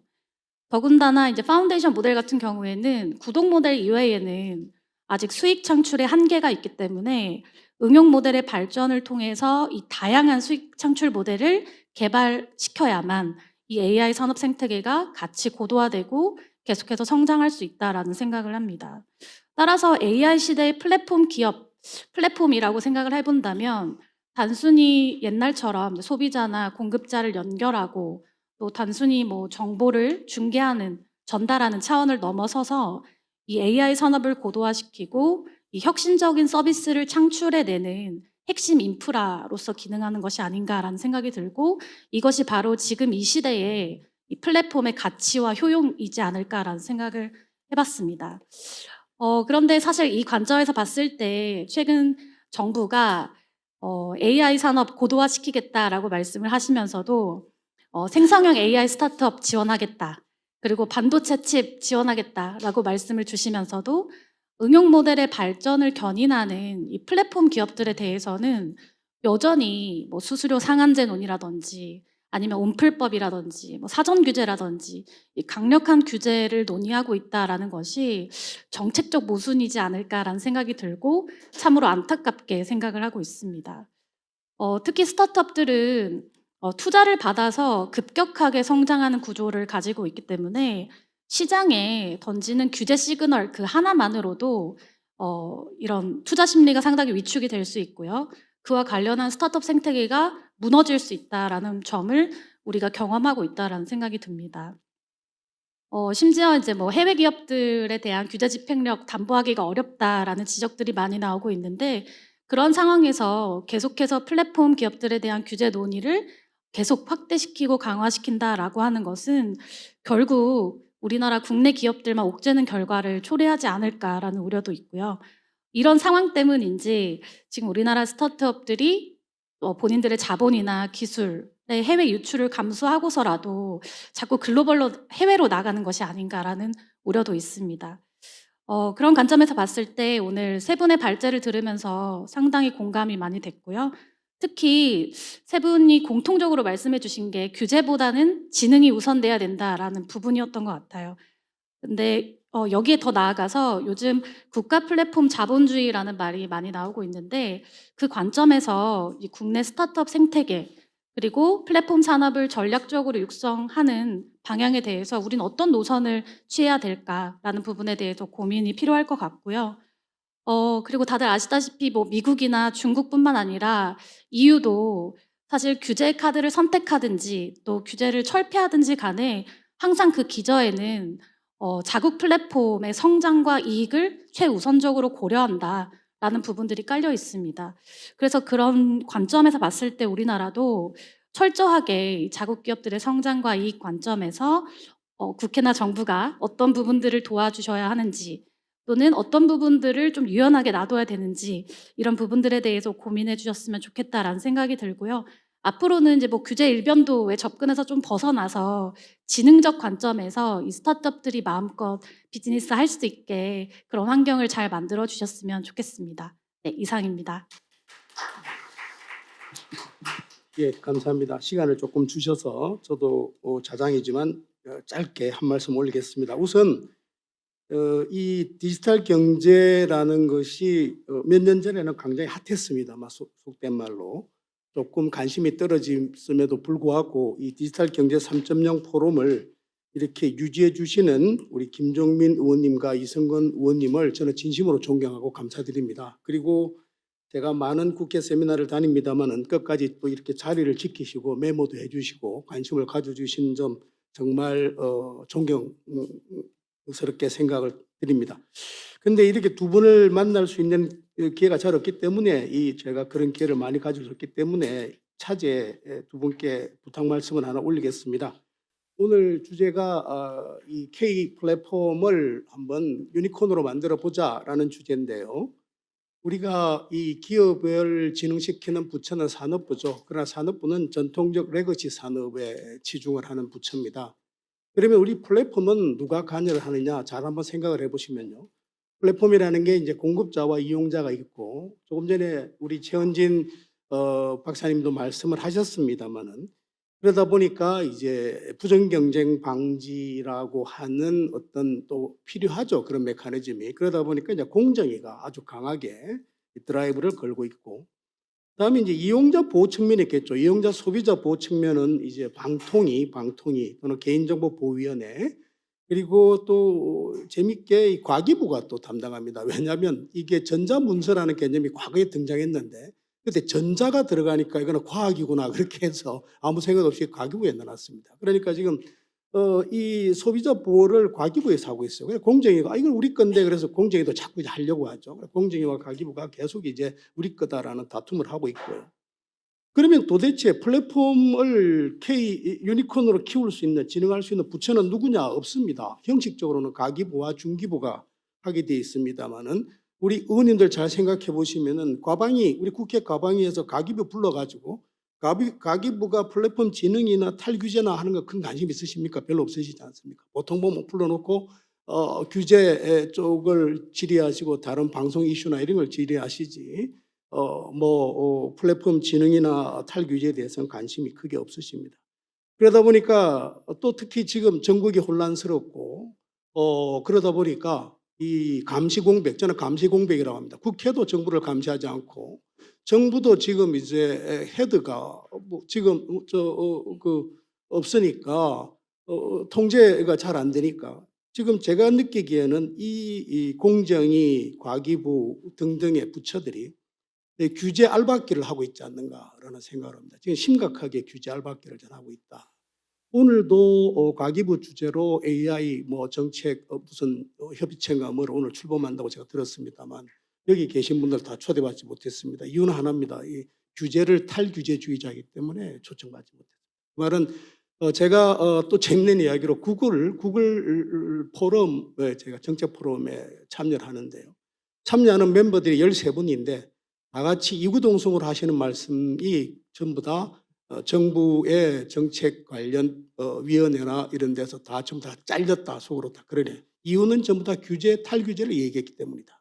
라는 그 말은 무슨 얘기냐면 우리 국회도 지금 큰 관심이 없고 정부도 컨트롤 타워가 지금 명확하게 없다 보니까 이 정통 부처들이 이러한 명분을 가지고 이렇게 규제 알박기를 시도하고 있지 않는가. 이렇게 규제 알박기가 돼버리면 이제 그 알박기 빼기 어렵습니다. 예.